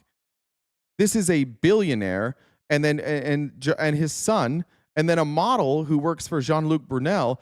Jean-Luc Brunel has to tell Epstein. It is becoming very clear that Epstein had control over a lot of people. And my guess is, and what it looks like is, it was all compromised. He had videos, and he used blackmail, and he used it, very well. We know from many of his victims that that's what he would do. He would threaten to release their photos or their videos that he took to their family, or he threatened their family, and that's why they kept doing what they were doing, and that's why they didn't rat him out a lot of times. CK into Hizzy said, I'm ready for the Epstein trial, not the files. Okay. God, that'd be great. All right, let me show you this. The right one? Oh, this one's hard to see. Let me get this one. All right, so this is an email from, we're using Jmail here. From Joshua Fink to Epstein. And this is a weird, like, one-sided conversation. It's like a transcript. It says, and this is Joshua Fink talking to his girlfriend, and then sending this to Epstein, like reporting on what he said to his girlfriend. You do what you like, but I now am totally confused and don't get the thought process. 1, why wait? Why have this heavy weight linger over both of our shoulders? Why not get it done and move on and us be happy? What is there more to think about? Why torture yourself and me with more gloom and doom from your parents and others rather than move forward? Why make it harder on your body? You tell me you're tired, have joint pains, etc. Why let that linger and get worse? Also, the facts are your body will start to change more and more with each passing day, making the recovery time greater for your body. I just not getting the logic here, but as I said, you do what you like. You have known you are pregnant for a week and a half now. The only logical explanation of you not going on Wednesday is that you are thinking about potentially running to Moscow and being a single mother and want to keep open that possibility. You are not giving that a 0% chance in your head, no other explanation. So now we obviously have somebody who's pressuring a woman into an abortion. Then what am I missing here? Please help me understand. I'm not going anywhere, especially to Moscow. I love you. Just give me some time. I'm taking one of my hardest decisions in my life, and I got it. That it's a casual thing in New York, but things don't change overnight. And even the doctor said I don't need to rush. A week is not going to change anything. I guess that's from her, like, as you wish, but just putting an extra week of stress and tension on your shoulders in our relationship, letting things linger, never good for peace. Like, this is, can anybody explain this?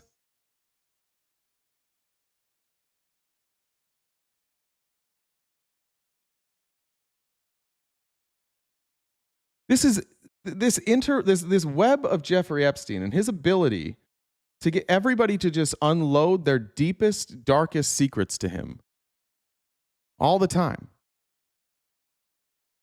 There's another email here that's basically the same shit, but again, even like putting his name, waiting for Jean-Luc. I cried when I came home and saw your things gone. I cried for a few hours. I thought it was tragic. Now, this, I think, is from the girlfriend. Just here's what Joshua said.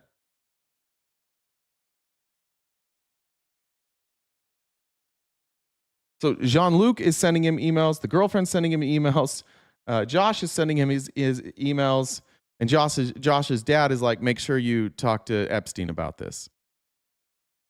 He's well trained as an advanced hypnotist. Maybe, I don't know. He's a Satanist. I don't know.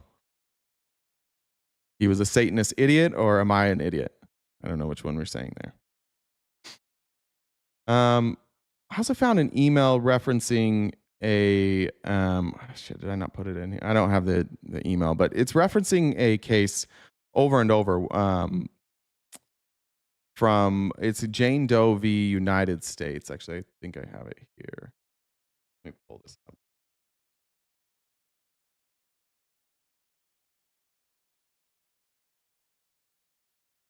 A little higher.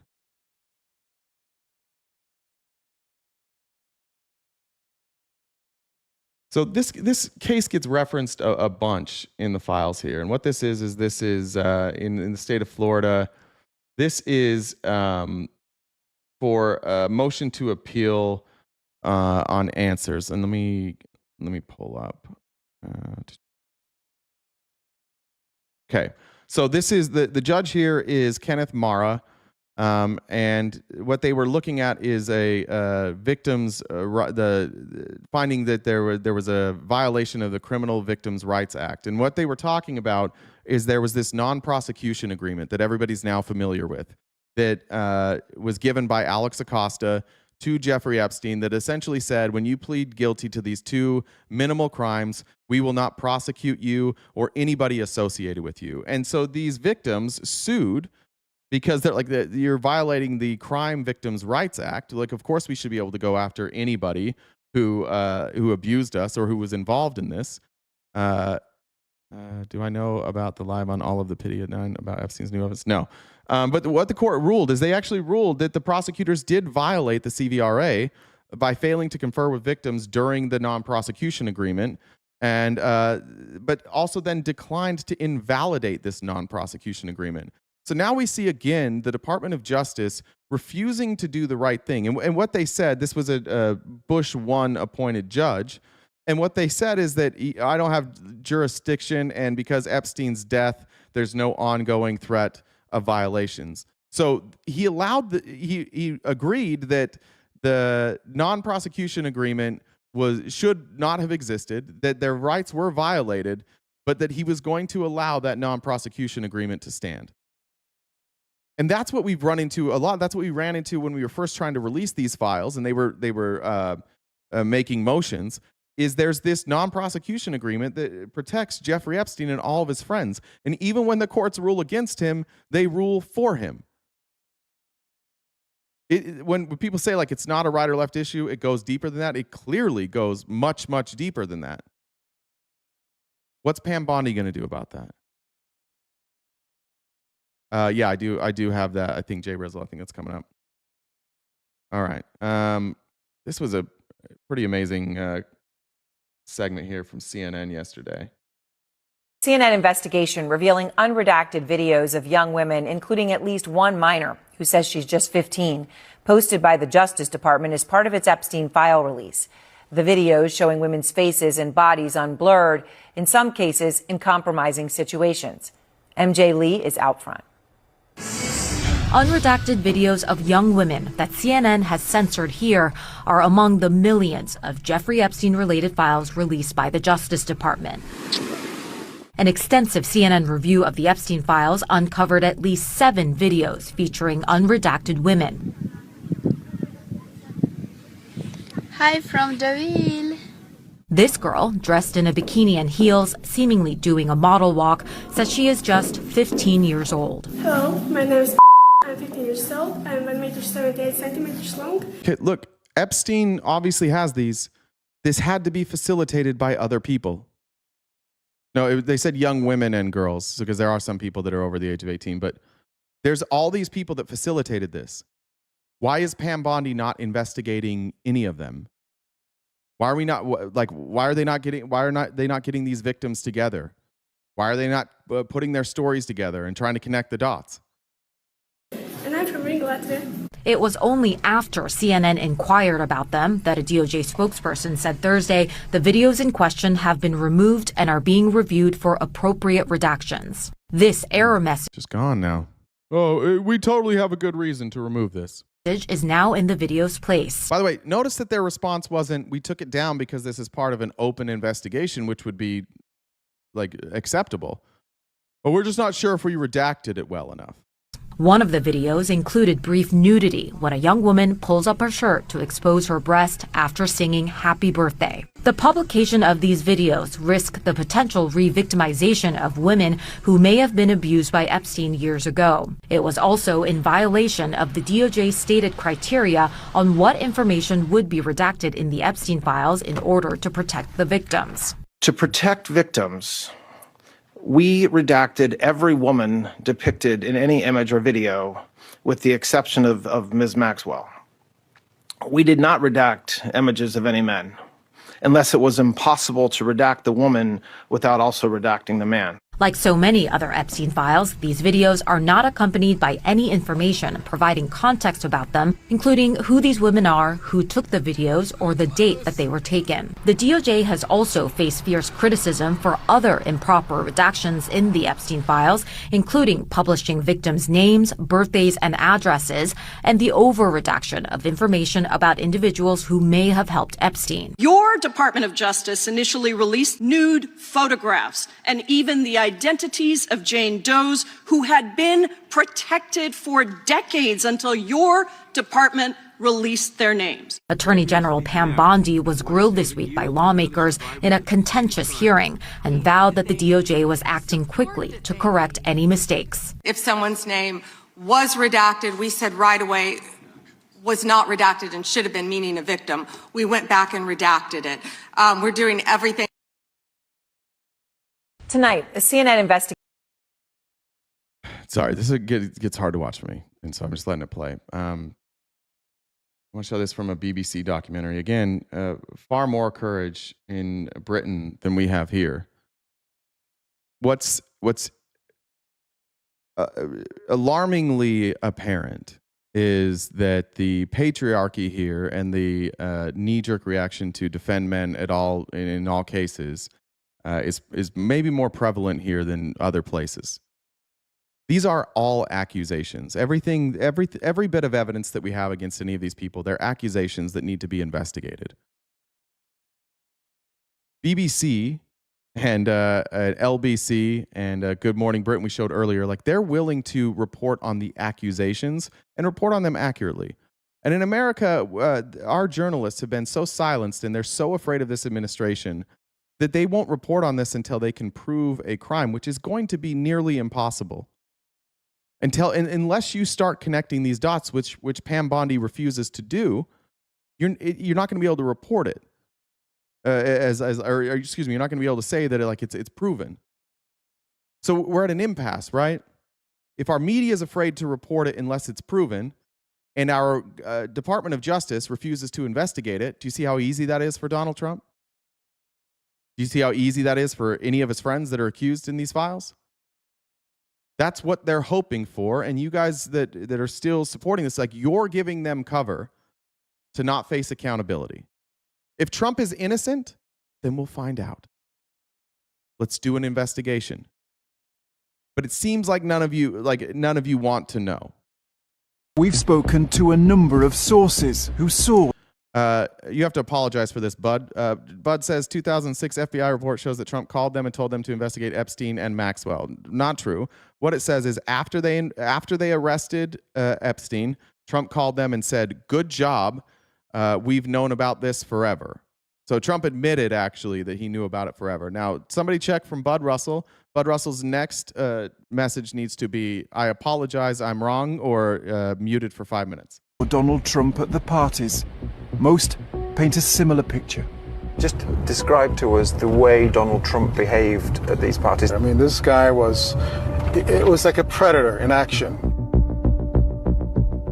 I went to the washroom and I was going in and a girl was coming out and she kind of looked at me and I go, "Have you talked to that Trump guy?" And she goes, "Yeah." As I was walking by, he's like trying to grab my ass.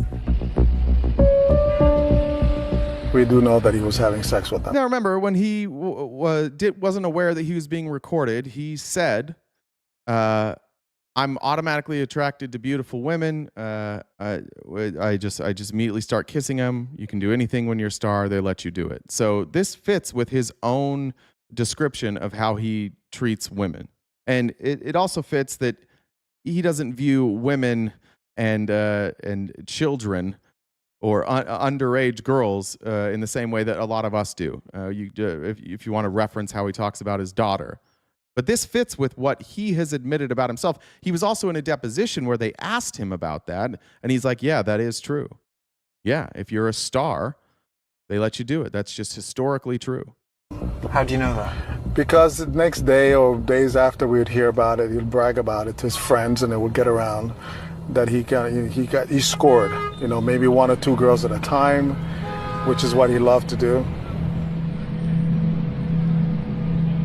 There's no evidence that Donald Trump slept with underage girls. But what's most shocking is the age of some of the models at the parties. There was girls, I would say 14, 15 years old, from Europe, the European girls. They were 14 or 15? There were girls that were 14, 15 years old, for sure. I mean, I didn't run up and say, "How old are you?" But now this is older. This is before the Epstein files were out. So now there is evidence that Trump abused underage girls. This was before that. they looked younger than I was, and I was 17. You just knew because of what they were wearing and how they would hold themselves. And these girls are all like, anywhere from 14, 15, 16 years old.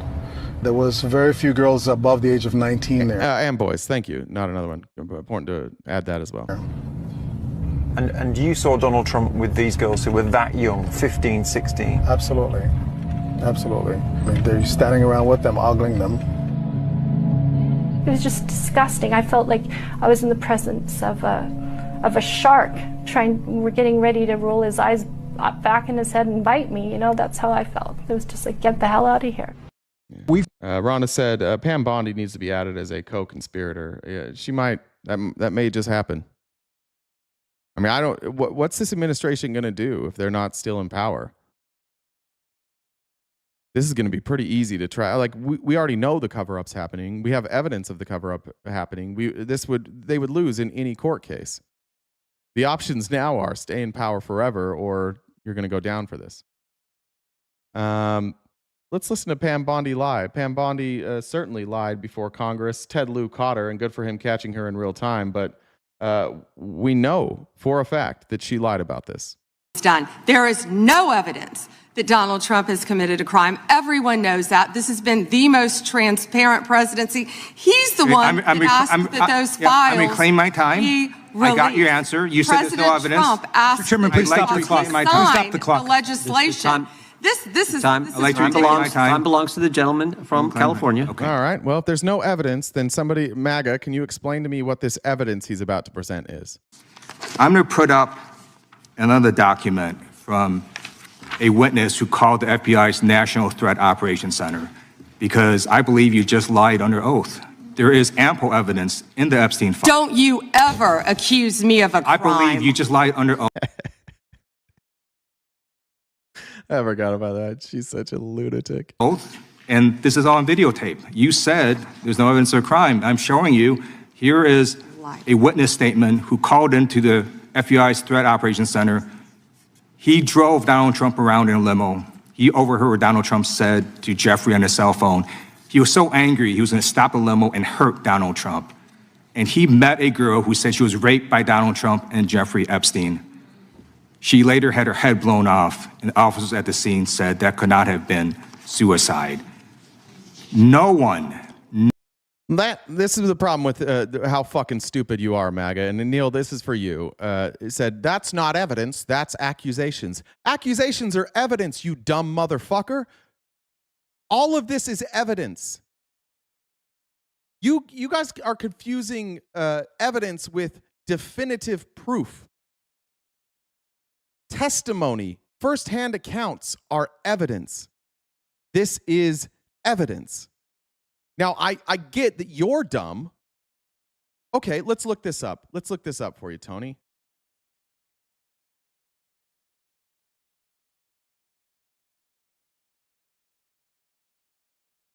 Then, Tony, I'm going to need an apology, okay?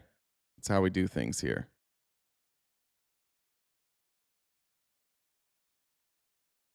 Load.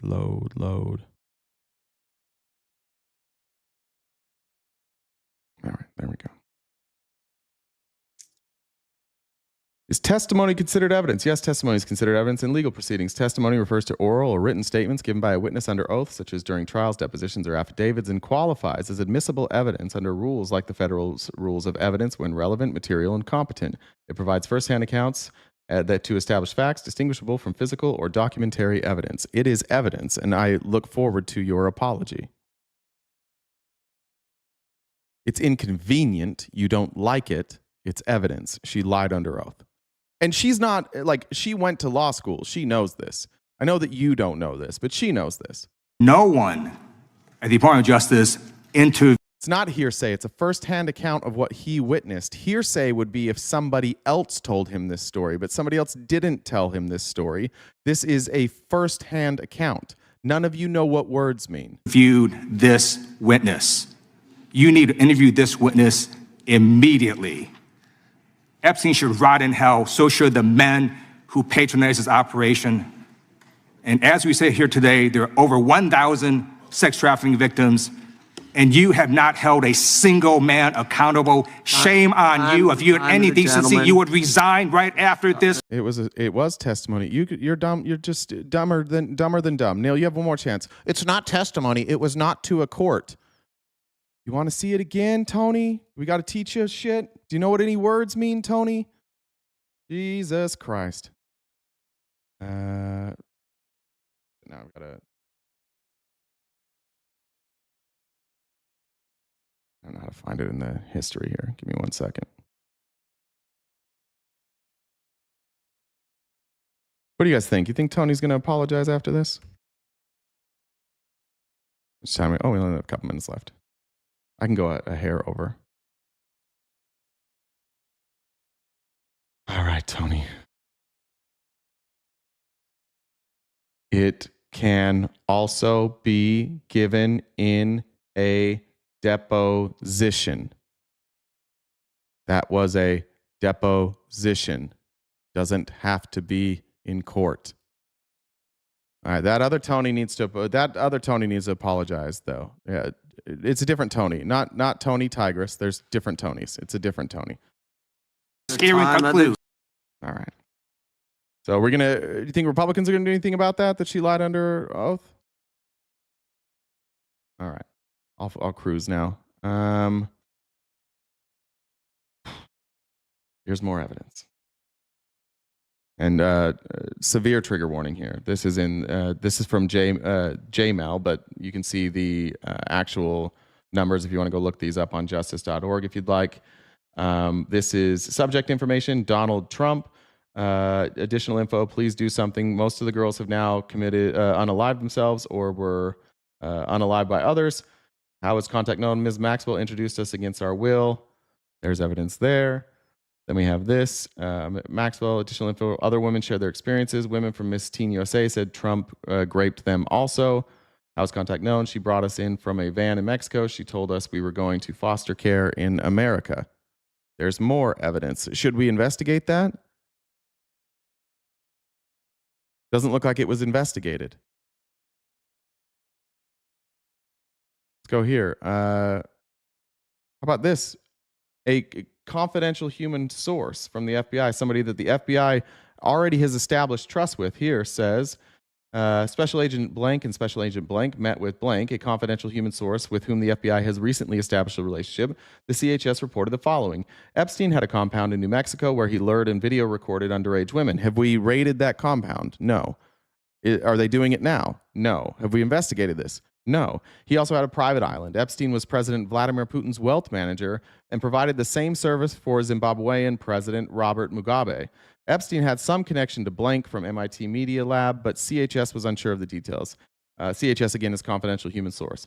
Epstein had dirt on other people. The logs from his flights were made public at some point. Epstein had a mansion on the Upper West Side. Epstein made his money from charging his clients fees to hide their money offshore. Epstein knew former President Clinton and was very close to current President Donald Trump. In the spring of 2015, President Trump had just been to Epstein's property for lunch. We can find that, but not if we don't investigate. There are a lot of references to Trump that we have not investigated. New Mexico is being investigated now, but not by the DOJ. It required New Mexico to do it. Good point, though, Johnny. Once again, our DOJ is sitting on their hands. Let's go. I think that was it. Oh, I did it. I got all the way through. All right. Right on time. I did it. All right, everybody. Tomorrow morning. Tomorrow is Friday, last day of the week. Thank you all so much for donating today and wiping out that gift goal. I appreciate it. We'll be back with more Epstein file stuff tomorrow, and I'll have a date for you tomorrow of when we're going to do our next members only event. If you're still here, just remember, we do members only events every other Monday, and we're going to start watching congressional hearings together. It's a good time. It's like there's not a lot of people, so we can all communicate together. We'll watch these hearings together, and most importantly, no obnoxious MAGA. So if you would like to become a paid member, you can do that on YouTube, on Twitch, or TikTok. There's different levels of membership, but it's just depending on what you're able to do or what you're comfortable with. It's the same benefits no matter what level of membership you have there. In the meantime, replays are available on YouTube. Make sure you're following us on TikTok, Twitch, YouTube, Instagram, X, Facebook, all that stuff. And if you engage with our the content, I appreciate that. I do my best to try and respond back. Admittedly, this has been a bad week for that, and I'll be better next week. To the mods, great job today. You had your hands full. Jen, great job today. Do you have anything else you want to say before we go? Amy Lynn said, weird how many connected to this end up dead. CK said, oh, I got that one from CK. Jen, anything?